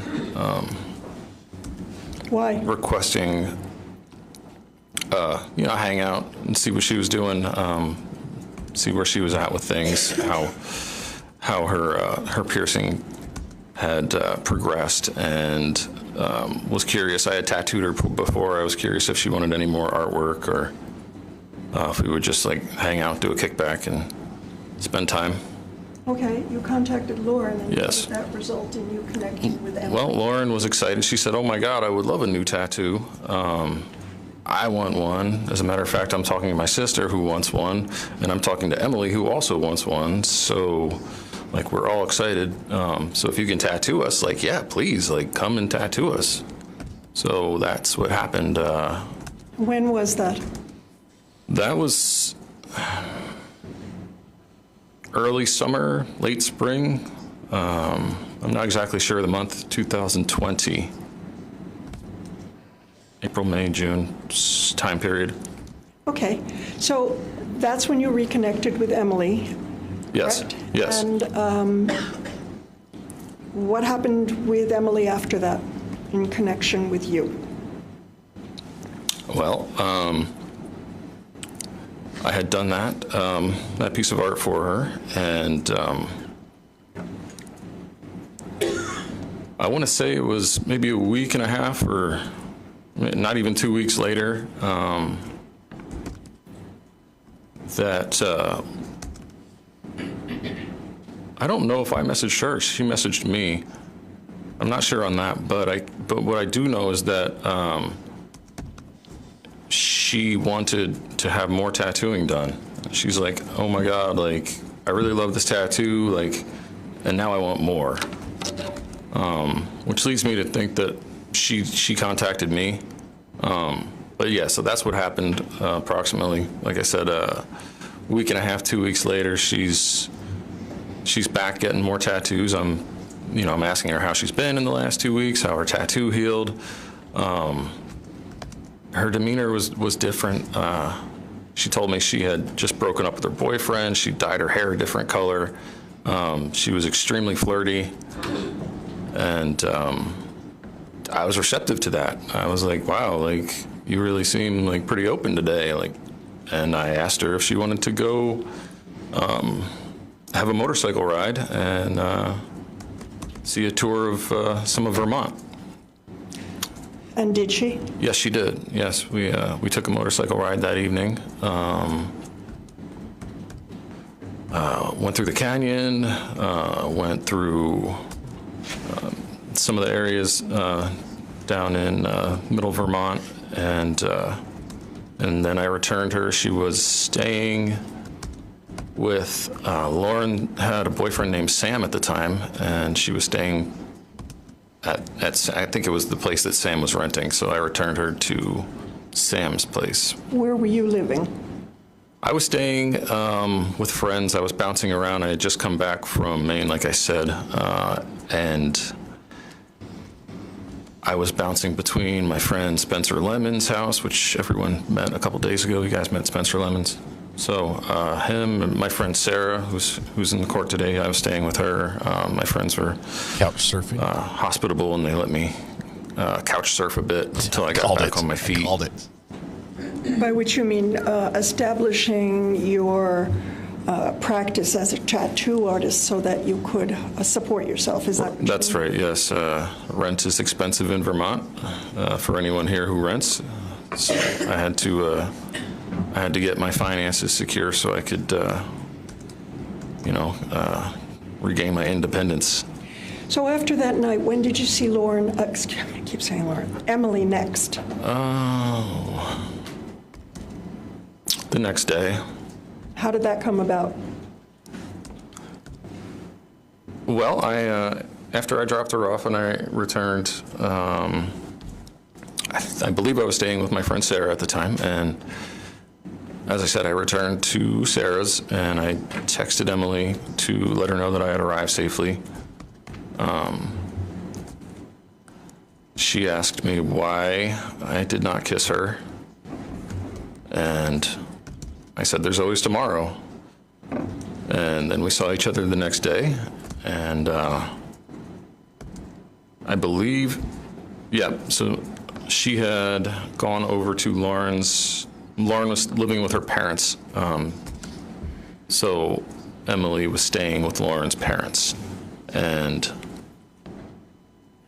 we went, hung out, strolled around their property. They had like a hammock. We like sat in the hammock and just like watched the sun go down, just talked, smoked a little marijuana, and just relaxed and hung out.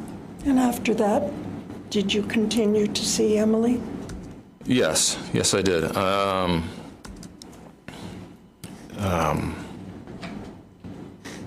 Almost every day, almost every single day for the rest of, the whole rest of the summer.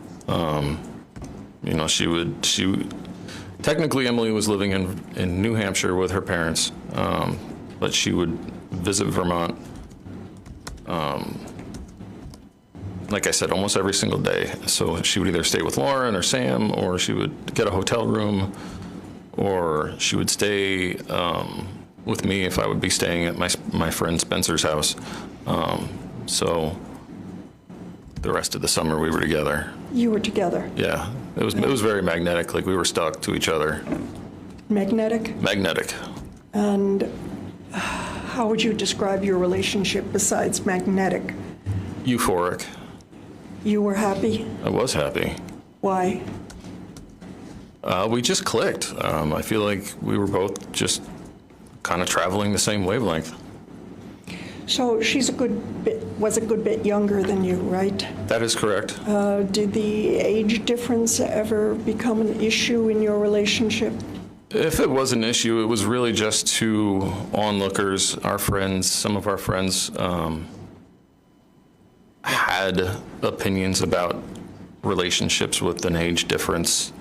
But to me personally, no, I did not have an issue. We got along very well, and I just told my friends, like, it is what it is. Like,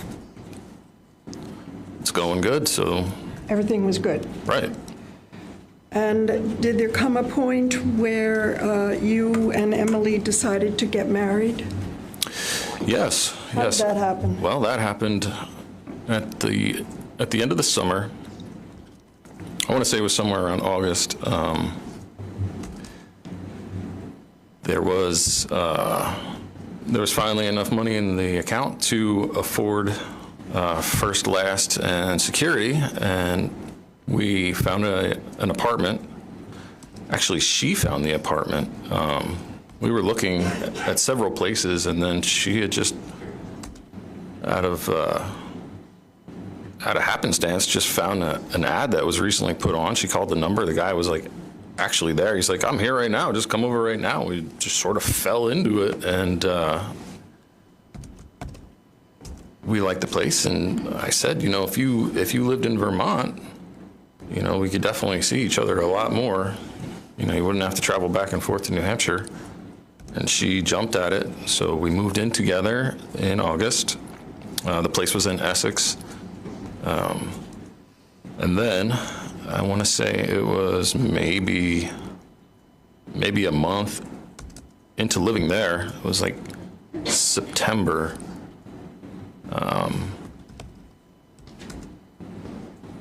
I don't exactly remember what I was doing, or if I had stepped out, or if I had just come back, or if I was working with someone. And then I just remember I came into the kitchen and she had this look on her face, and I was like, what's going on with you? And she breaks out into this huge smile, and she pulls out this ring and a card, and she hands me the ring, and I read the card, and it says, will you marry me? Check yes or no. And there's two check boxes with a yes and a no next to them. And then I look up, and she's like filming me. And I took the card, and I checked yes, and it was the cutest thing. Yeah, I said yes, and that was my first time ever being proposed to, so. So you were happy? I was happy. And did she seem to be happy? Yes, she was. And during these first few months of your relationship, what I've already asked you, you said it was euphoric and you were both happy, right? Yes, that's right. What's the matter? You're looking a little... Yeah, I'm feeling very emotional right now.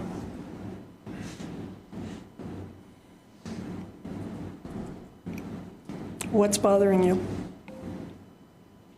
I miss her.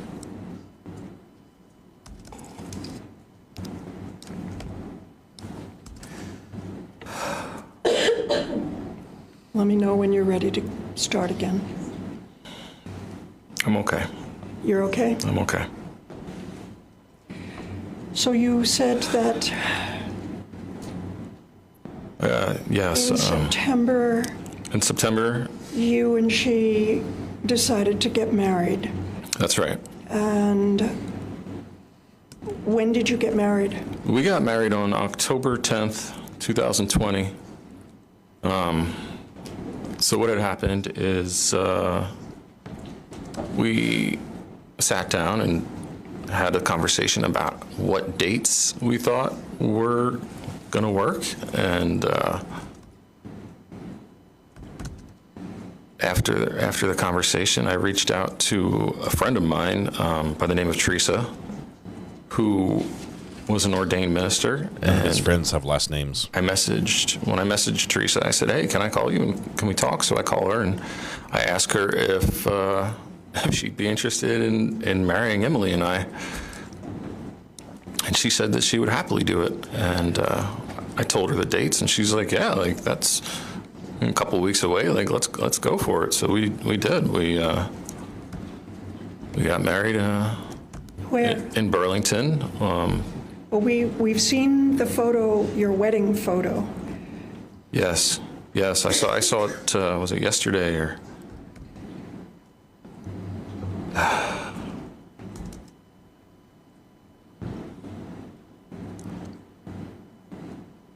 Since all this happened, I haven't been able to remember her.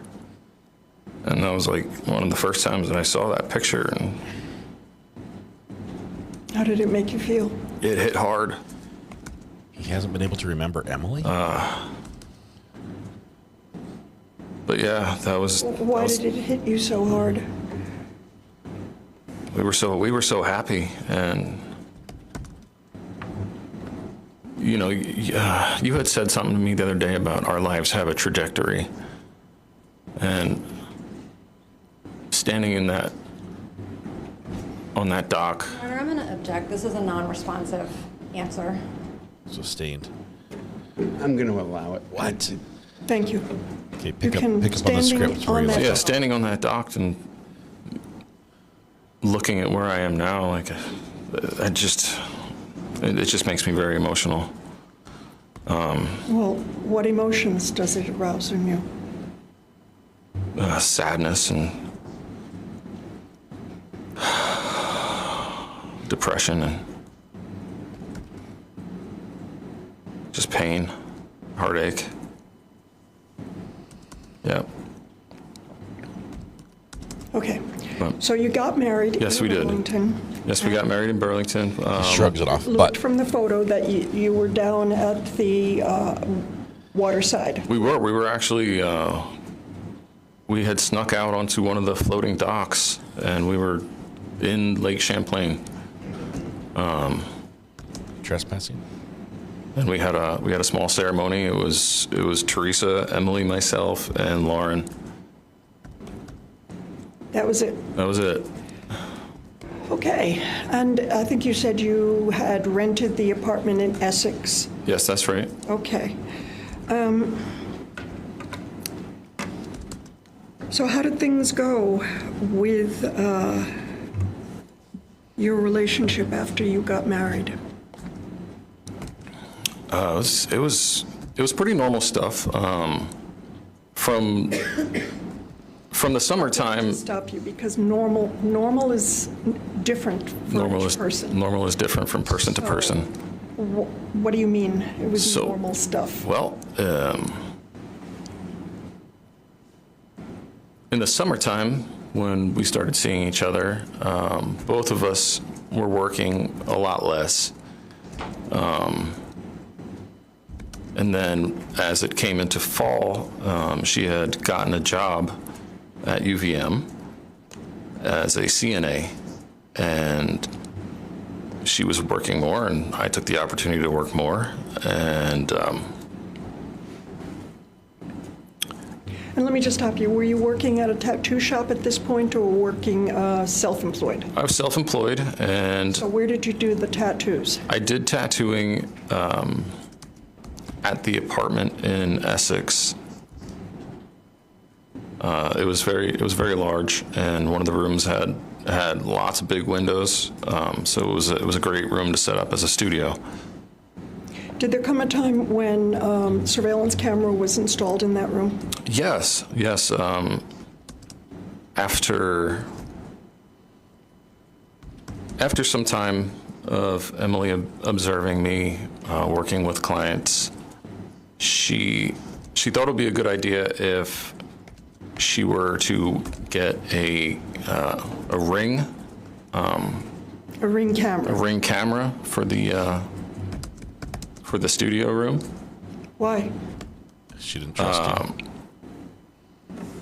Well, to keep an eye in case anything happened, if anyone were to like pass out, or if I was to flirt with a client, that's the reason there.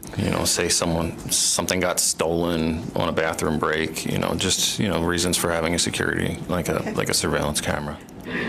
Okay, so I interrupted you. You said that you and she both started working more. Slides the flirting in there. And in terms of your relationship, security. How did it go? Well, so our relationship started out as a lot of relationships do, and it was more of just like a verbal contract, right? And by that I mean like what we're going to do, what we're not going to do. I apologize for interrupting. Yeah. I'm specifically asking if your relationship continued as happy as it was in the beginning. Well, I think what I'm getting at is the relationship had changed a little bit from when I met her, I was polyamorous, and then she asked me to be monogamous, and I said that I would be monogamous with a polyamorous clause. After the monogamy had run its course, then we would just switch to polyamory. Were you monogamous for the most part during your marriage with Emily? I was monogamous for the duration of the summer of 2020, and when we started seeing other people is when we switched over to a polyamorous relationship. So let me ask you this. Was this polyamorous, monogamous, a source of tension between you and Emily? Well, the source of tension was that with polyamory, you have to be very communicative. Like, you have to talk to each other. I'm going to be here with so-and-so. I'm going to be there with so-and-so, right? Like, just who I'm going to be with, where I'm going to be. Just safe practices all around. Using protection so everyone can, stay in good health. It sounds like this is not something Emily would have chosen, correct? Well, I want to say that it was her idea to be monogamous because she did say to me, I don't want to share you and I don't want you to share me, which I said that's only going to last so long until you find someone that you're interested in, and then I will find someone that I'm interested in, and then we'll just have, whether it's group interactions or if it's separate interactions. Putting aside this tension that may or may not have existed about the sexuality of your and Emily's relationship, right? How did the rest of your relationship go with her? Well, there was obvious flaws to the communication breakdown, and it started to spur arguments.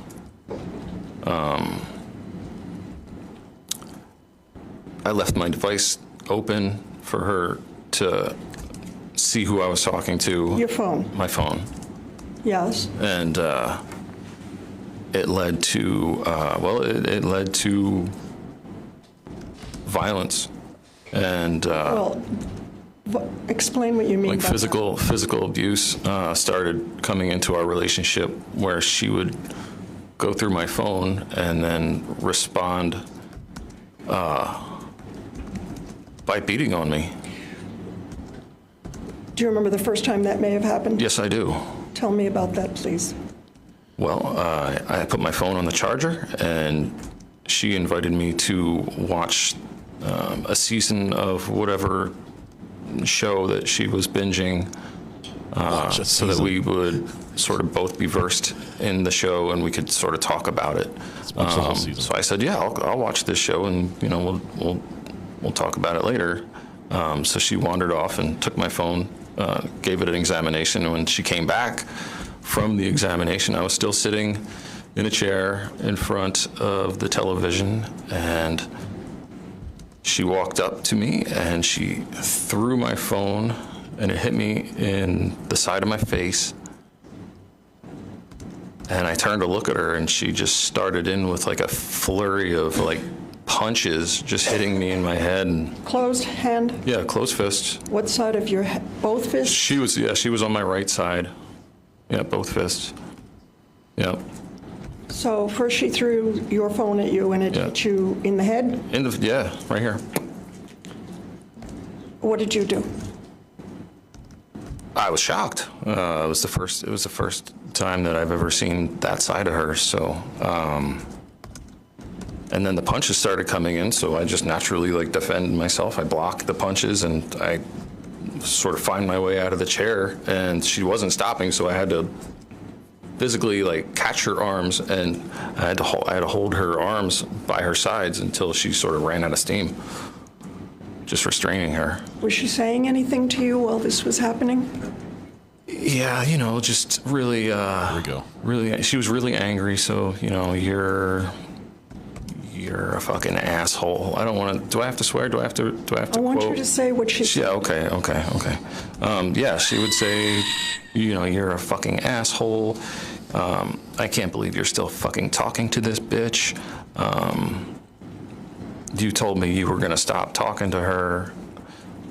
And it was a friend of mine that I'd known for years, and I told her that I would stop being physical with this friend, and that our relationship wasn't going to dissolve because we were friends since 2014, just with respect to the monogamy that Emily had requested, I stopped being physical with her.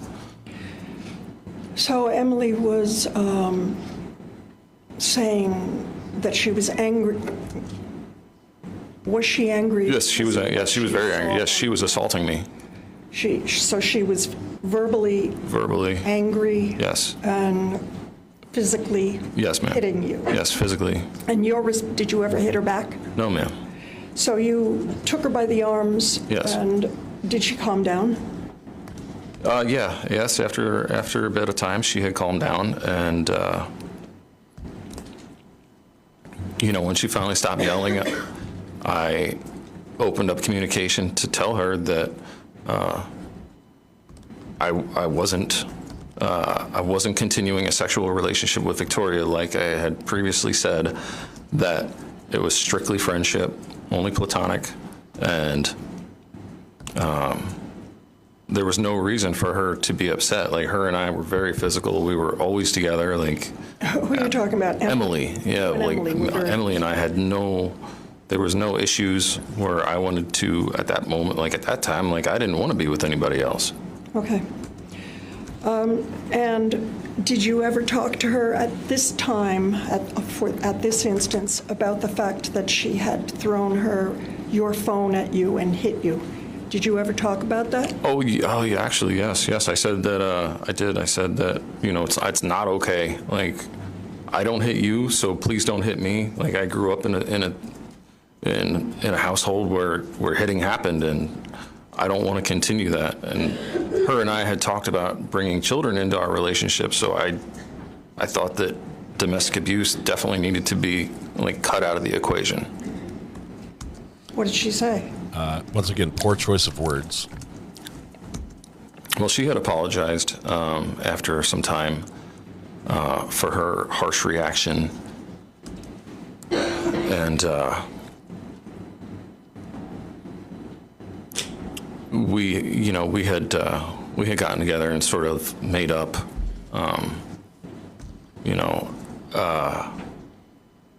physically, emotionally, I think that we got to a place where it didn't happen again, for some time. How long is some time?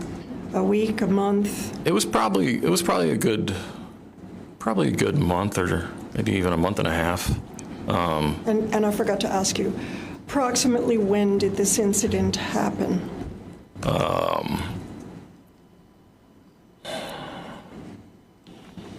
I want to say somewhere, it was fall of 2020. Well, after you got married, right? No? Could have been September, October. Okay. You So got married in fall of October. 2020 Yeah, was fall. the first time Yes, right. that you had seen, as you put it, this side of Emily. Exactly.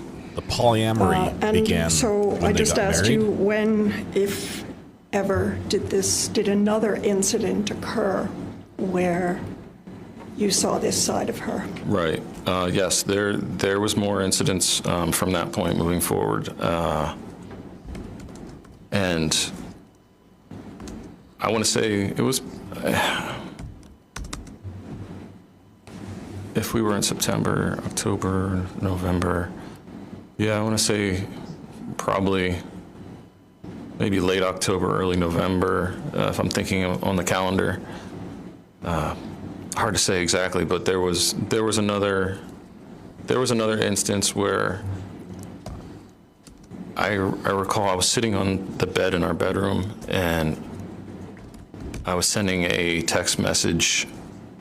Actually, I think it was an Instagram message, but I was messaging a client that I was interested in more than a professional relationship with, and this is late October. He got married October 10th. Emily came in and she saw I was sending like a selfie, like a GIF or a GIF, however, and people say it differently.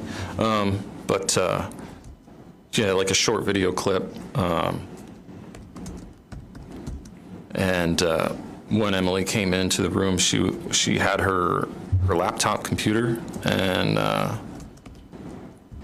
she saw what I was doing, and she assaulted me with her laptop. What does that mean, she assaulted you? She like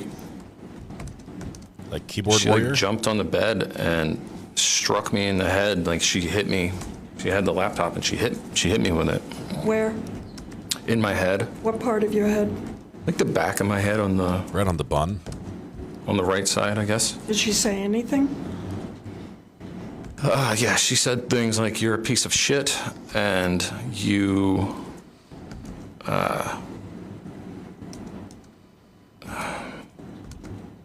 something about pathetic. Yeah,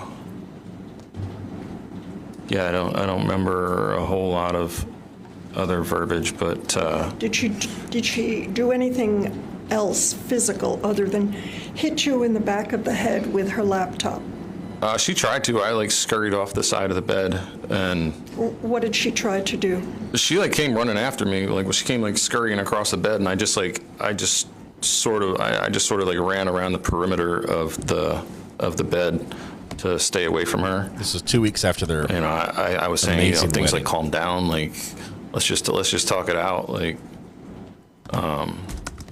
When she hit you in the head with her laptop, did it hurt? yes, it hurt. Was there any blood? No, there was no bleeding. Did it leave like a lump in your head? Yeah, there was like a lump, like a goose egg right back here on Did the you back seek of my medical head. attention? Big old lump. No, I didn't seek any medical attention. Okay. And how did that incident end? Did she finally calm down? Yes, she did. She calmed down, and she asked me, why I was talking to this. Well, she said bitch, but I told her that, I had interest, and if she wanted to talk about it further, the door was open for communication, and she actually didn't want to talk about it further. You think? She just wanted to she just wanted to get some food. She wanted to go to like McDonald's and get some food and watch some Netflix. So it just ended? Yeah. Did there come a time when another incident occurred where she became physical with you? Yes. How long after the incident you just talked about did the next one occur? That was probably, there was an incident probably the next month, and somewhere in December, I guess it would be at this point. But yeah, like the next month there was an incident where I was tattooing a woman, and Emily was listening and watching on the Ring camera. And when the client left,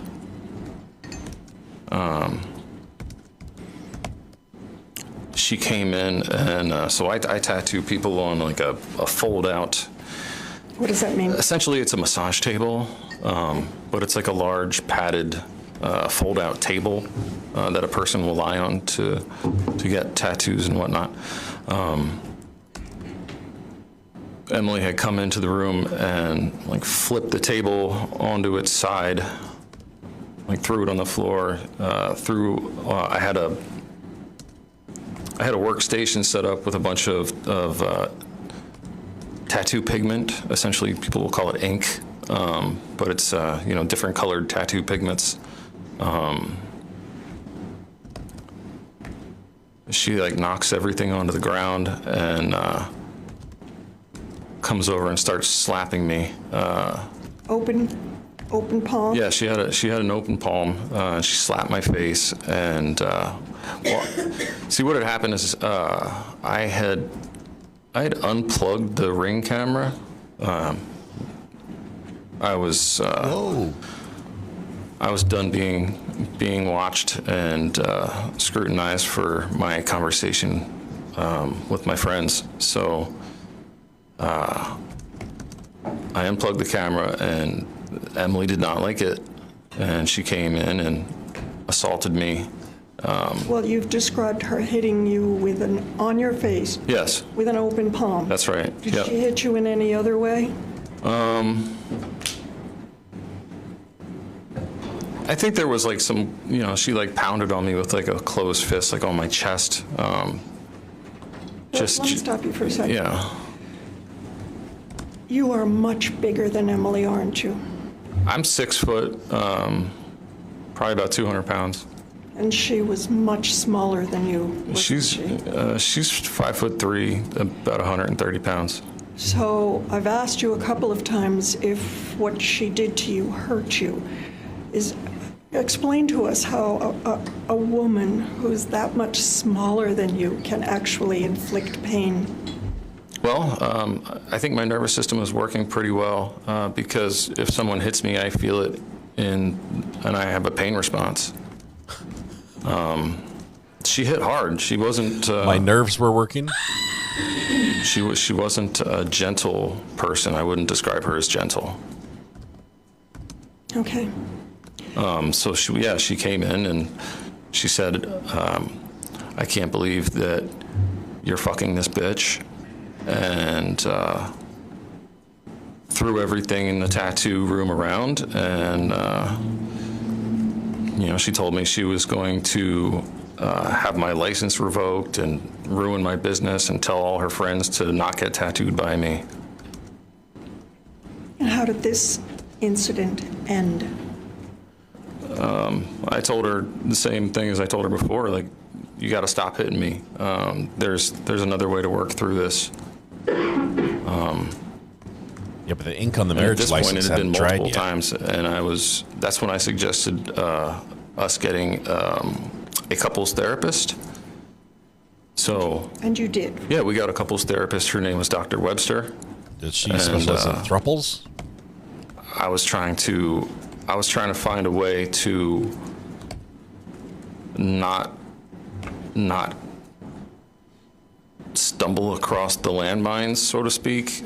There was. What does that mean? Stumble across? Emily had triggers, and I didn't want to trigger her to make her respond with violence. So I thought working with a therapist would be a good way that I would be able to understand her more. Like I said, we were talking a lot about introducing a child, and I thought if you're going to hit me, you're going to hit the child. I'd seen her kick my dog on occasion, and I was like, I was in love with her, and I wanted to move forward with our relationship and have a baby, and I was scared for the baby. So the therapist was the natural choice. Give us the tools that we need to have a healthy, safe space.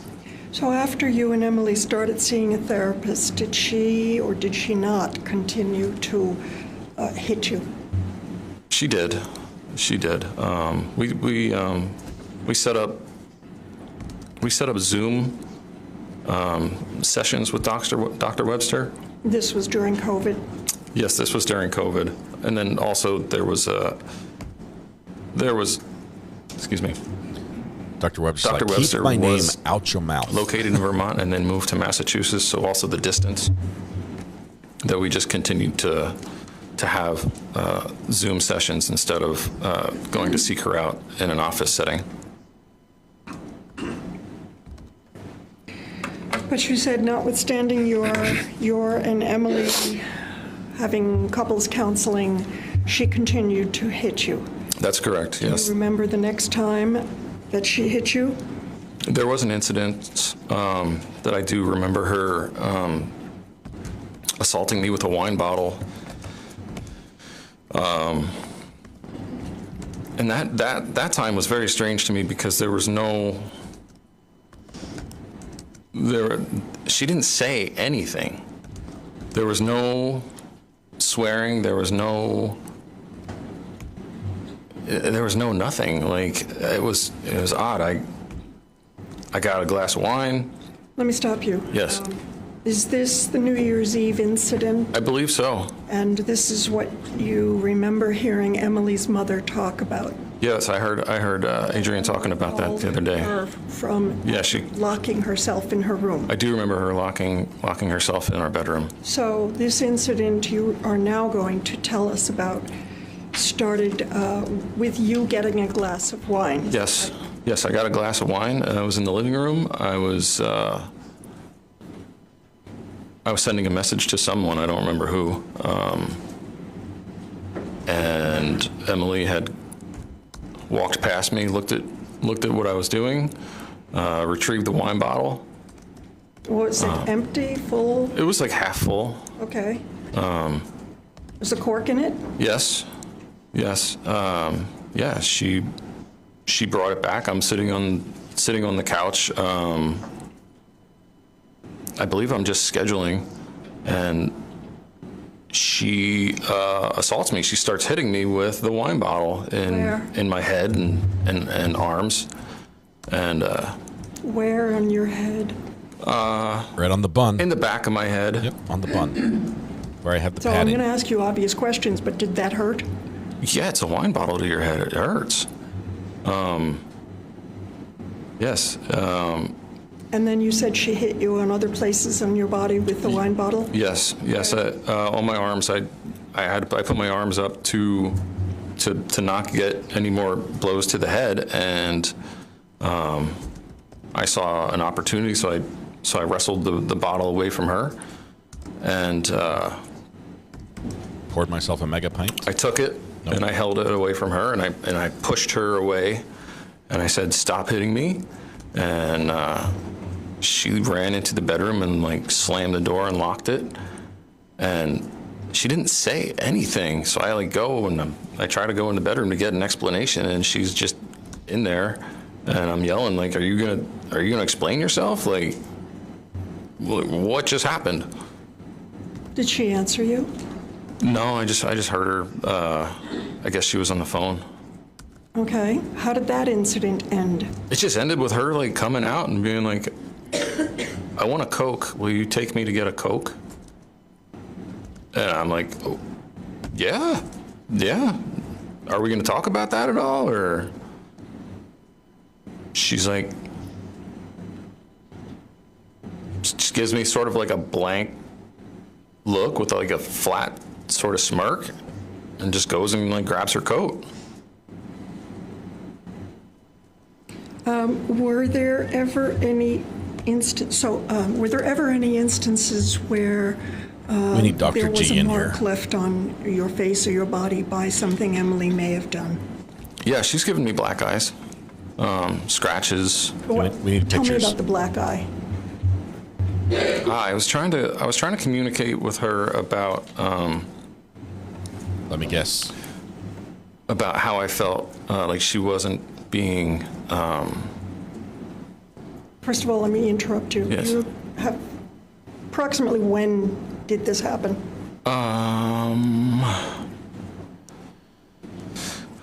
I remember one instance when I believe it was August of 2021.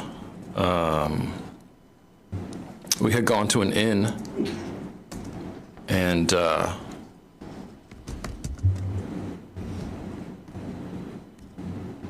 I had asked her about his buffering. I thought He doesn't look up to recall. To recount. To create.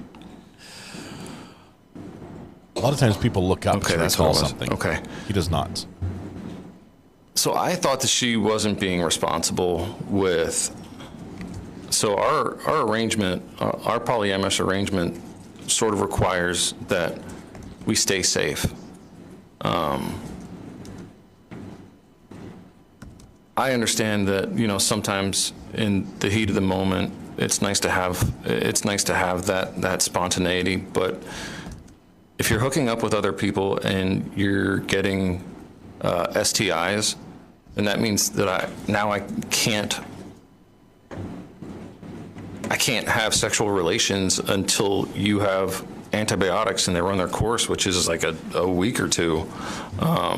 So I thought that she was being irresponsible with her arrangements.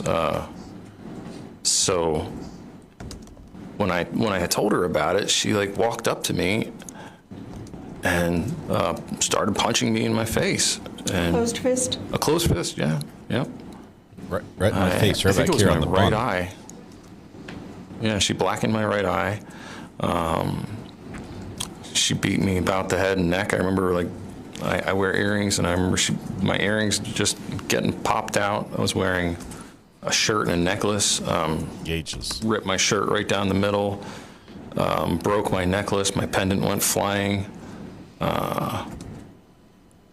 Started kicking at me. It was just a barrage. Like the punches and kicks just kept coming and just didn't stop. And he's shaking his head through all this. She starts screaming at me like, you don't trust me. Like, I told you that it wasn't like that. Like, why don't you believe me? What did you do after she started hitting you and gave you a black eye? I had to grab her by the arms, and I remember this incident. She felt,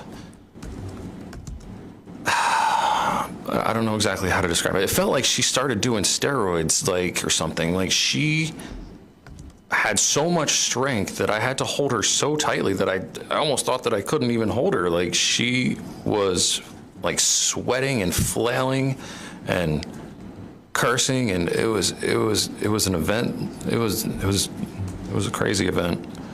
But I had to like hold her down, and I had to like lay on top of her and like hold her down bodily and wait. It was minutes for her to run out of steam.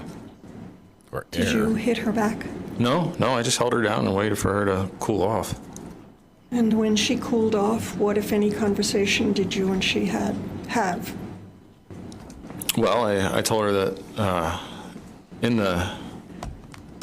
somewhere in the fray, like one of the lamps got broken. The table was knocked over. I think there might have been some like damage to the table, and I definitely suggested that we make another session with Dr. Webster immediately, and I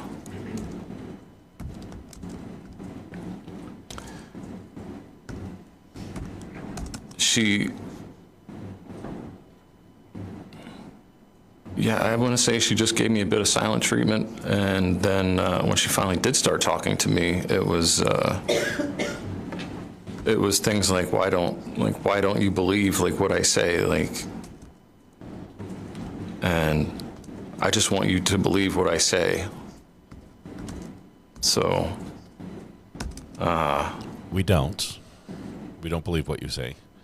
I told her that I was concerned for my own physical health, because she would tell me, graphic details about how she felt after intercourse with said individual, and I told her, I said, I don't want to get whatever he has. If I can help it, I don't want to do a course of antibiotics. I'm okay with just taking some time away and just take a break. Okay. In the interview that we've all seen, you told Detective Boris and Richardson that on average, she would hit you every 2 to 3 weeks. Do you remember saying that? I do. In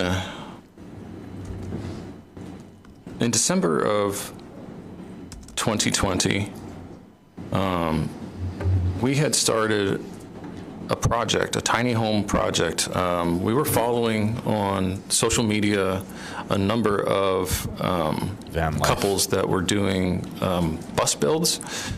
So that's where you take a small shuttle, well, actually any size of shuttle bus, or any size bus actually at all. But we chose a shuttle bus. We were looking at vans, initially large vans, but a shuttle bus is just larger. Yes, it is. So, as I said, we're following these couples, and they're traveling around and living out of their tiny homes that they built together. And it just clicked. It was amazing. We were both saw it and we're like, oh my God, we have to do this. Said it at the exact same time. And it was cool. So we started with a shuttle bus. We went and found one. I purchased it and brought it back to our apartment, and we started drawing up a floor plan and started building a tiny home bus life project. We also started a social media page. We called the bus Roaming Rosie. So that was the Roaming Rosie? That was the name of the page, and I think I don't know if I had said this, but we had started following and talking with some of the other bus life people, and hooking up with what? Just trying to get as much information on it before we really set off into the exacts of how we wanted our bus to be laid out, and so when we start the build,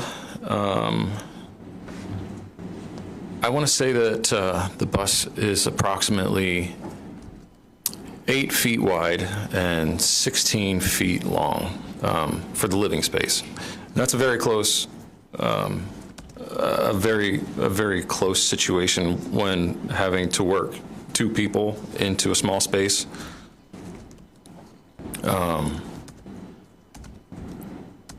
And there was a lot of times during the build where frustrations would be high, and there was violence within the bus during the build. There was violent. So there was multiple times, but for example, I was working on laying down the floor, and to make a bit of space, I would work on one end, and I would try to have her work on the other end, so we wouldn't bump into each other. She was applying tiles to the shower and the kitchen area, and she was using like a Gorilla Glue in a caulk gun. I don't know if anybody knows what that is, but a caulk gun is about, I don't know, 15, 14 inches. It's like a metal. It pushes the caulk out of the tube. Well, actually, it was like a glue. It was like a Gorilla Glue that she was putting on the tiles and sticking them on. And I came and made a suggestion as to how to lay it out so she would have less overhang and have to do less cuts. And I don't know, she was frustrated and started cursing at me that, like, why didn't you fucking say something earlier? Like, you're such a piece of shit for just making me do this. And I told her, I said, you wanted to do it. And, you know, she just said, fuck you, and started hitting me with the caulk gun. Where? Where did she hit you with the caulk gun? Well, I saw it coming, so I put my arm up, and she hit me in my forearm, like this, like the side of the hand and the outer forearm. Once? No. This was like probably like 3 or 4 strikes. And what did you do? She grabbed the caulk gun, and I told her to go in the house and watch some Netflix or something. Netflix and told her chill. it's not okay to hit. Is that what she did? Yes, she went inside and she. I believe she was watching Netflix. I didn't go in after her. Yeah, we were just taking a break to, kind of let her just get her, cool down from her frustration. So there were periods So far, of he's the time. hero So you got married in throughout all of October this. of 2020. October of 2020. And over the year that you were married, you've described to us multiple incidents where Emily physically attacked you, right? Right. You haven't told us all about all of them, have you? Oh, they all just sort of blend together, but yeah, it's almost always the same. Either she'll have a disagreement about who I'm going to spend my time with, or if I'm spending too much time in the bus and not giving her enough attention, but it always just ends the same with her running up and punching me, trying to punch me in the face, punching me in my body and in my arms, my chest, and mostly a lot of like arms, and I just block her to keep her back. Kicking me, just she out, lashing out, just a lot of lashing out. She had expressed to me that she was abused and raped multiple times, and she would have these fits where I think she would like close her eyes and shake, and I think that she was almost like reliving something. Calls for speculation. Oh, yeah. He's saying what he thinks Sustained. Emily is thinking. Yeah. Oh, well, yeah, okay. I can't really speculate on what exactly she was thinking, but from my standpoint, watching a person with closed eyes shaking before they lash out and strike you made me think that way. So you never contacted the police about any of the times that she assaulted you? No, it's not their business. Not their business. That's a motto that you live your life by, isn't it? I'm an independent person. I'm a very private person. I don't want to dump my crap on other people. Where did you learn how'd that go for you? This Here we are. philosophy? Growing up in the city, I'm from Pennsylvania. I lived in City of a city Brotherly called Love. Reading for a while. I lived in Philadelphia for a while. I lived in Lancaster for a while. I lived in Allentown for a while. These are all very populated cities when comparing to Vermont,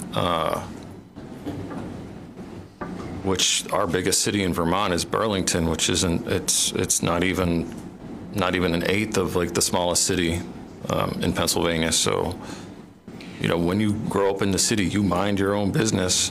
Was this something that your family believed? Yes. Yes. And from whom did you hear this philosophy of nobody's business, keep it in the family? My whole family, grandparents, parents, siblings, aunts, uncles, like we all just, you know, what happens here stays here. And you said earlier this morning that you were physically abused yourself growing up. Who was the person who... There's an objection here. Let me just take this moment to interject and say, I'm having a hard time believing that this defendant, Joseph, is, hey, hitting is wrong. We need to talk this out. There are other ways to resolve our differences. Let's go see a therapist. Let's talk this over. Let's find our common ground and work through this together so we can move on, so we can have a safe, happy place. How did he go from there to, I'm going to shoot you twice in the head and chop you up and leave you in my shower, as his next step?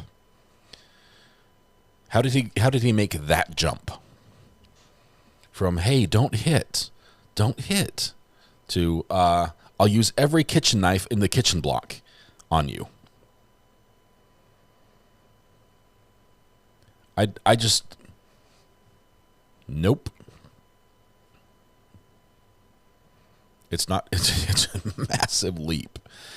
Every single situation, he's like, I was scheduling my hookups with all my others, my side pieces, and she came in and started hitting me. And I'm all about, what did he say? Polyamory is all about communication. And so how did the communication go up until when she found his phone where he was hooking up? And obviously that's the first time she found it, right? She's like, hey, we've been married 2 weeks. And you're like, hey, client, how'd you like that tattoo? Would you like anything else? Yeah. She has an issue with it. I'm not saying that there was not abuse, okay? I'm not saying it can exist. It can and does exist. But for him to sit here and say, you know, I just sat back, you know, and when we had a conflict, we just, you know, do some breathing exercises and listen to nice music and talk it out. And that was my go-to. How we went from there to, and then I killed her and dismembered her and lied to everyone about it. Jury's not going to make that jump. He's got to describe this. Okay, he up there on the stand, whether on direct or under cross, he's got to describe exactly what went down. And if he does this all, I can't remember, it's foggy, something came over me, I just know I wasn't myself. Nope. That's a big nope from me. Oh, got a couple of messages I need to put on the screen here really quickly. Thank you. Let's see. Bernie B, welcome to the gallery. Mandy Winslow, member for 13 months. What does wall chair and a bra strap have in common? Thank you. Diane, Mandy, there you go, sorry. Diane, member for 5 months. Thank you very much. Since Daryl Brooks, OG. Oh, come on. It's not working right. There we go. Amy L, welcome to the gallery. Sloth Life gifted a membership. Thank you very much. Paul Young's gifted a membership. Queen Olive gifted a membership. And Selena K, all gifted memberships. Thank you very much for your generosity. And what a crazy day to be here. OG means, I think officially it's like original gangster, but I use it in the term as sort of like you were here first, since the beginning of the channel. We have been, I think we've passed our 2-year mark. So it's crazy. It's absolutely crazy. Weatherwatch said, did you ever think you would be sitting right here 2 years ago? No, especially in a case like this, listening to this sort of testimony from this hero. hero with the bun, who's all about peace. Is there a time when you were growing up that social services, child welfare was called? Yes, there was. Tell me about how that came about. When I was, hard to say age, but I'm gonna probably estimate maybe between 6 and 8 years old.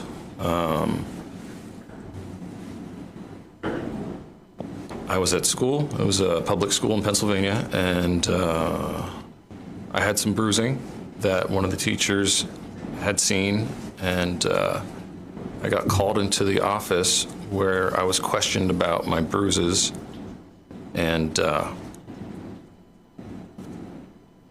the teacher or guidance counselor or whoever it was had said that. Objection, Your Honor. Hearsay. You can't say what they told you. What you can tell us is what happened.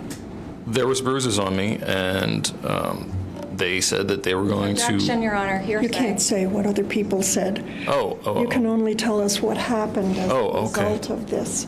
Okay, so third time's the charm. My family was notified that Child Protective Services. Second, please. He's struggling with this. Last Poet, one of our OGs, speaking of, plus a few I couldn't pay for. No, you're good, Last Poet.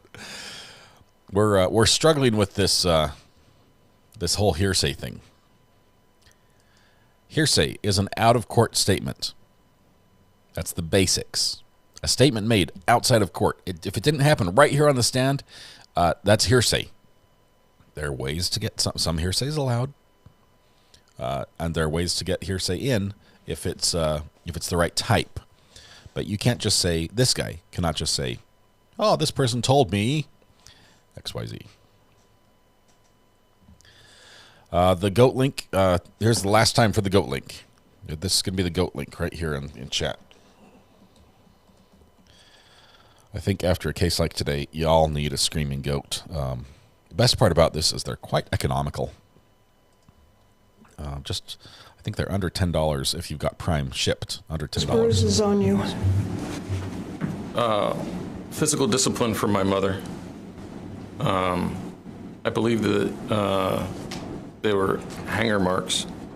Hanger? Yeah, from being hit with a hanger, a close hanger. Okay. On what parts of your body? My back and my arms.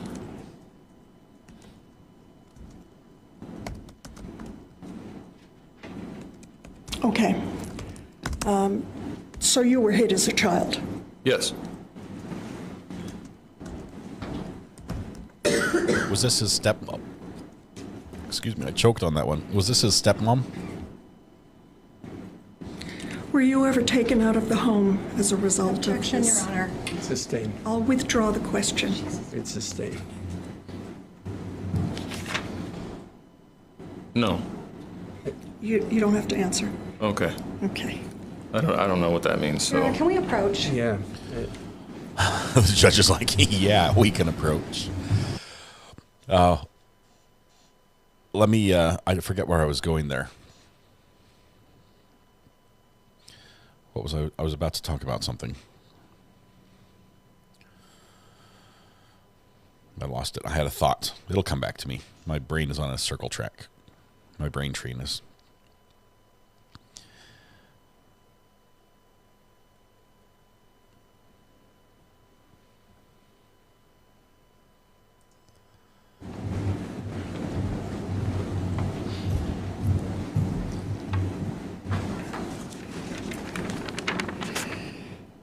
So I think you already testified that it was from your family and your growing up in cities. Right. You learned what happens in the family stays in the family. That's right. And that's why you never called the police or any other authorities about what was happening to you from Emily's hitting you. That's right.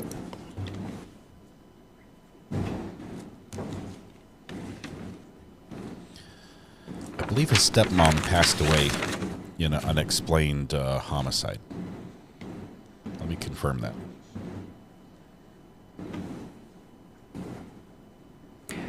I think it's been testified, but I want to ask you directly. You and Emily considered divorcing at various times over the year that you were married. Is that a fair statement? Yes. Both of you individually? Yes. You saw an attorney about getting a divorce? I never saw an attorney. Oh, okay. But you thought about it? Yeah, so, well, I had gone and gotten papers from the courthouse multiple times. You did? Yes. And do you know if Emily ever considered divorce? Sometimes I would be pushing for it, sometimes she would be pushing for it. We always would reconcile. Okay. Why did you consider divorce? Well, I wanted her to be more responsible with her financial obligations. I wanted her to pay for her own vehicle, her own insurance, her own cell phone plan, her own credit cards. I said I was fine paying for the food, but she had to step up and pay her bills that she came into the relationship with. So you didn't mention that her hitting you was a reason why you might want to get a divorce, did you? No, she never hurt me. Well, you told us that she hurt you. Well, she never caused severe physical injury that I wasn't going to recover from. It was just kind of normal stuff. Like I got hit when she got frustrated, and I was trying to figure out ways that we could work on her triggers. So we worked with the therapist.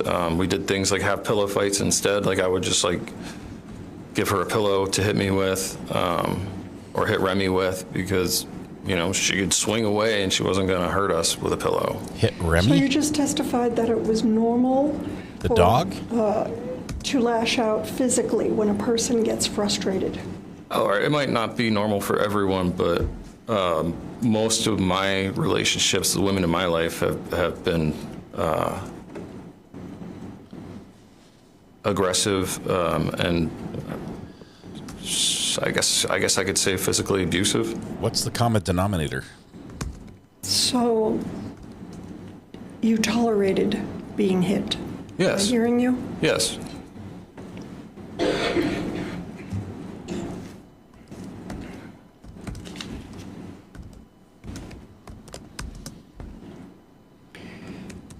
Okay.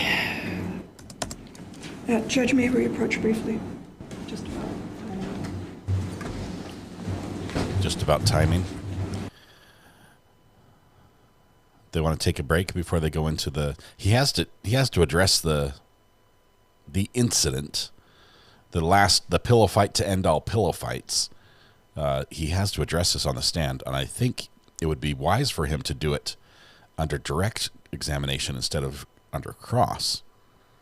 At least that way they can structure the pacing and delivery in a way that might somehow come off in a way that looks good for him, or not as bad.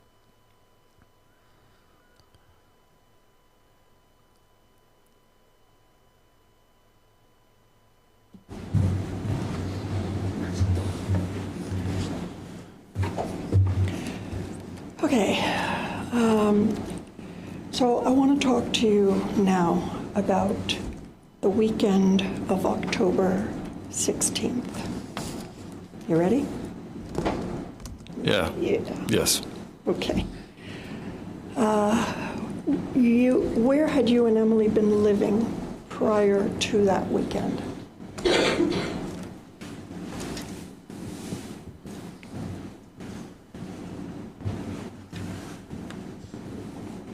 I'd been staying with my friends, the Langs. Well, I've been staying on my friends, the Langs, Sarah and Jason Lang's property.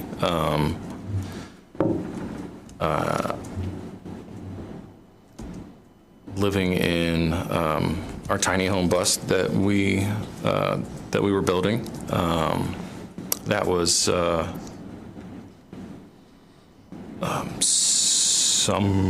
summer going into fall of 2021. So let me... And then Go ahead. Oh, I'm sorry. I'm sorry. I didn't mean to interrupt you. I didn't mean to. Okay. So Happy at some birthday, point, Jared. Krista, congratulations. At some point, I want to say it was like end of the summer, beginning of fall. We had planned to do a trip in our tiny home. I'm going to call her Roaming Rosie. So we were going to take Rosie and have a trip where we would be living remotely, sort of off grid, and there was a plan to put a solar power, like a solar power system into Rosie. Emily was very interested in having the ability to charge her cell phone, so she could watch Netflix and you know, just have some creature comforts while being off grid. So she said she was going to pay for the solar setup, batteries, converters, panels. She said that her stepfather, David, would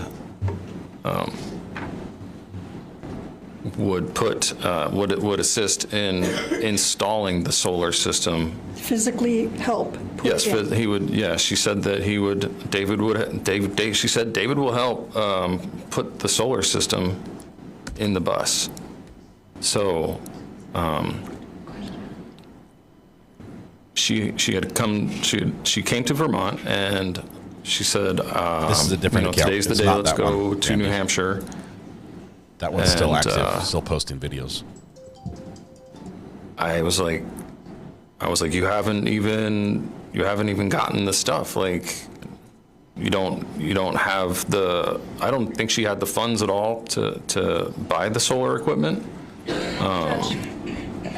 The question was, I want to talk to you about the 16th. Oh, yeah, so I was sorry. The question was, where were you living at that time? Oh, so we were in New Hampshire for the reasons that I was just talking about. And So you were just giving us a background of how it came about. Let me just finish the question. I'm sorry. That you were staying with the Basses. Yes. Okay. Yes. And how long had you been staying with them? I think that I came to New Hampshire in September of 2021. I remember Adrian saying something about it the other day, and I can't really remember fully, but that sounds sort of accurate. So yes, staying in New Hampshire with the Basses. When we left for our trip to Vermont. Okay.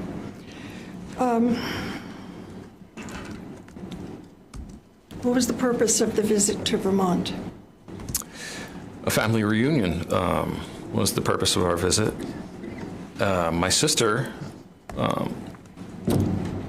she had come to Vermont for a weekend getaway with her boyfriend, Ariel, and this was going to be an opportunity for Emily to meet some of my family. So just to remind everyone, because we heard Nikki's testimony, she's about 8 years younger than you. That is correct. And so I think you told us you left the house when you were about 16. Is that about right? That is correct. A little bit of leading there. So she would have been 8 years old. That is correct. And had you been close to Emily in the years after you left your home? Nikki? Sorry, I You mean don't Nikki? understand the question. Was I close to Nikki? I'm sorry. Objection, well, it's not sustained, but I don't think you meant to say what she said. Why don't you rephrase that? Oh, okay. I think you said Emily. Had you been close to Nikki in the years after you left? I tried to keep in contact with my sister. I've always been a huge fan of her. I do feel like she testified via Zoom earlier. I feel like an older brother to her. So bit of a role model. Also, she's just amazing, and I did try to keep in contact with her. When was the last time you saw her prior to this intended visit? Physically saw her Yes. In person. That would be 2018. So 3 years. Somewhere around 2018, I believe. Yes, 3 years. Were you looking forward to? Absolutely. Yeah, like I said, I'm her biggest fan, so I was very much looking forward to seeing her. Emily as well was looking forward to seeing her. She was looking forward to meeting my family, and So you were both looking forward to the trip? exactly. Yes, we were both very excited to go on the trip. We'd been working on Rosie for a while, and very excited to try it out. So, what was Emily's mood the day that you were leaving? The day that we left to come on our trip. Yes. I'm just thinking. Sorry. There's. In the morning, we woke up. She was happy, very happy, very excited, maybe a little anxious. Anxious about what? Objection, Your Honor. Mr. Ferlazzo does not know what Emily was anxious about. That's true. What are you basing what did you observe? I observed her being anxious to meet my family. Okay. That's fine. And we've heard testimony that you didn't actually leave New Hampshire until late in the afternoon, maybe early evening. Is that right? Do you remember? Yes, there was like a PowerPoint that said we left New Hampshire sometime like 3 in the afternoon-ish. What were you doing during that day?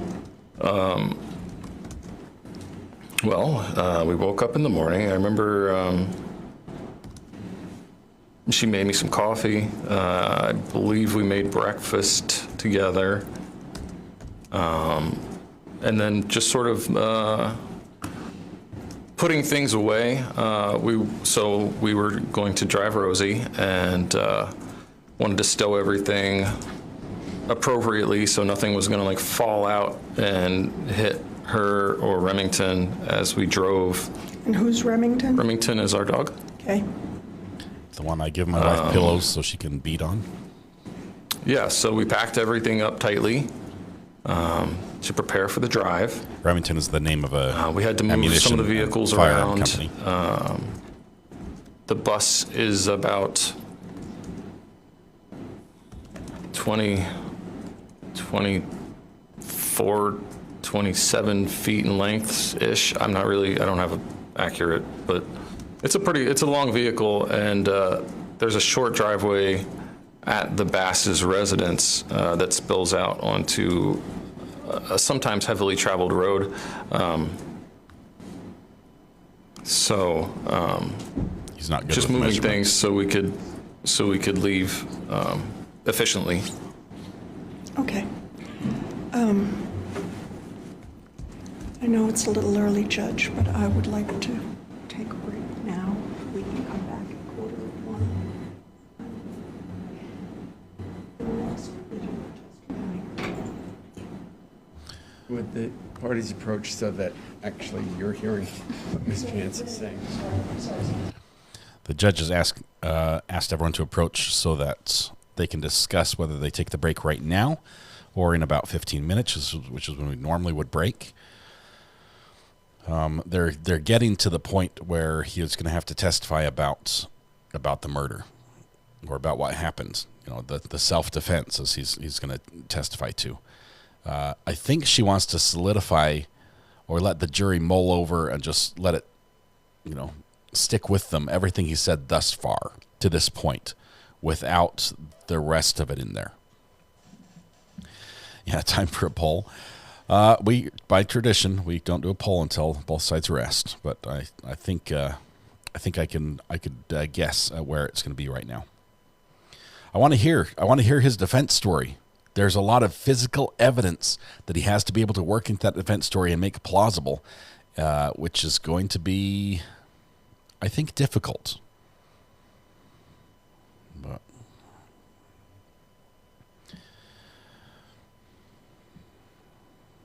I'll do it. I'll do a poll here really quickly. It's not going to be the poll you want, but I'll do one poll.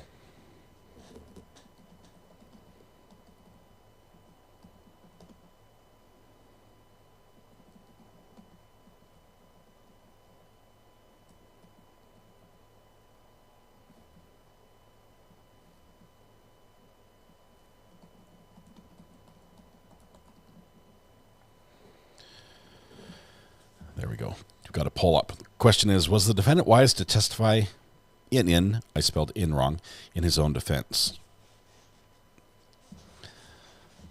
Basically, is this helping? Is this helping or hurting him?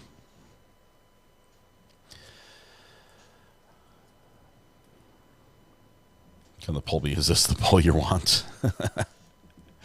Folks, it seems like this is a good point to take our break. We'll come back at 12:50. We'll start up again. We'll take an hour break and resume the testimony with Mr. Ferlazzo. Please, again, warn, have a great lunch. Don't talk about the You see the jury in the reflection there? Take care. All right.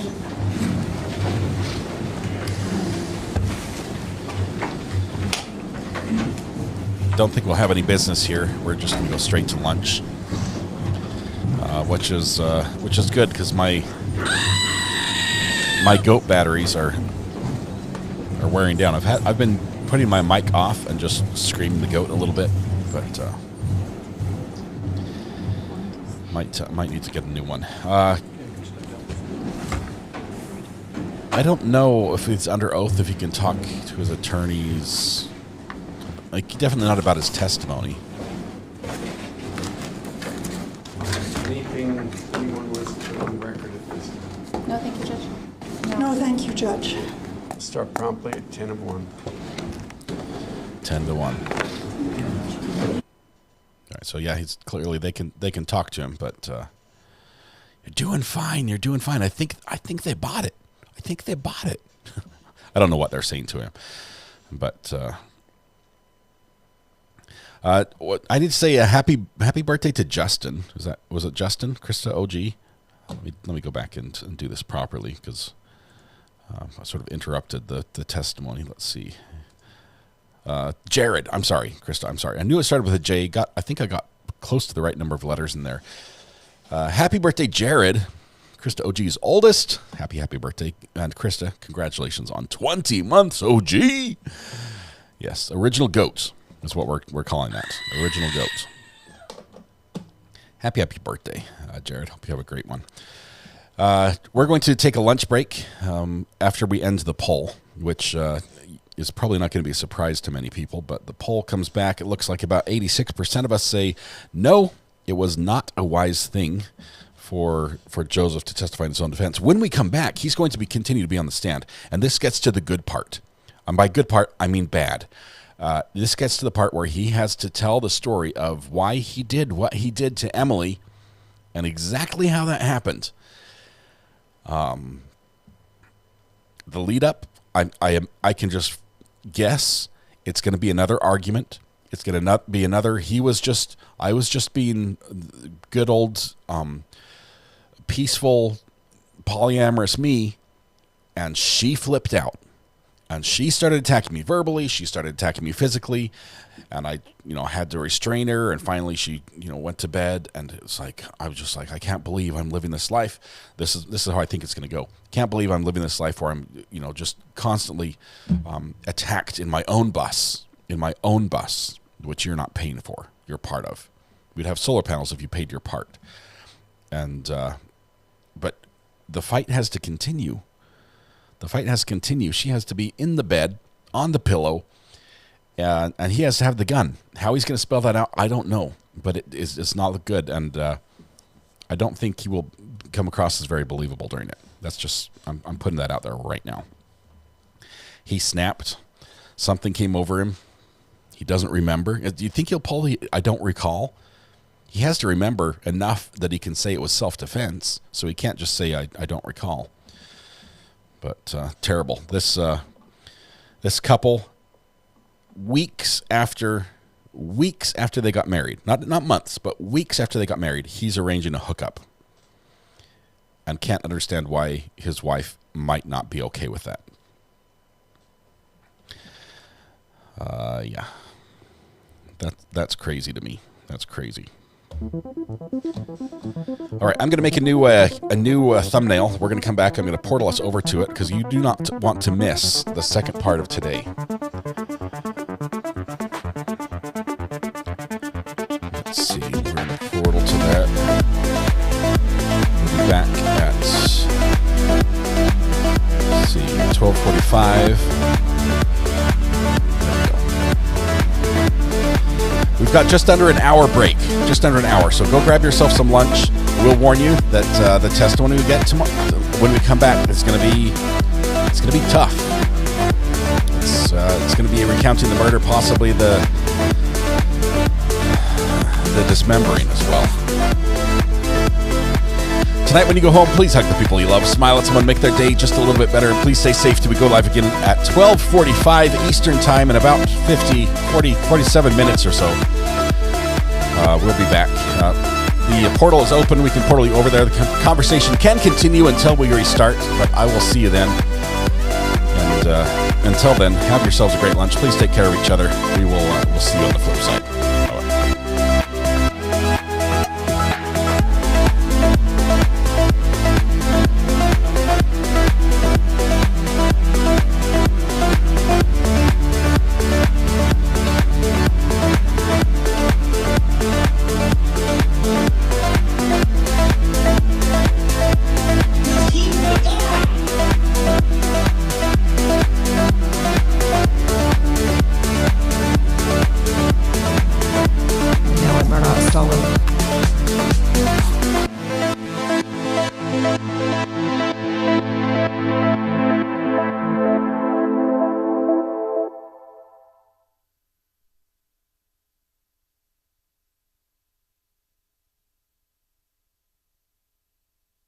If they didn't, I would lose my mind.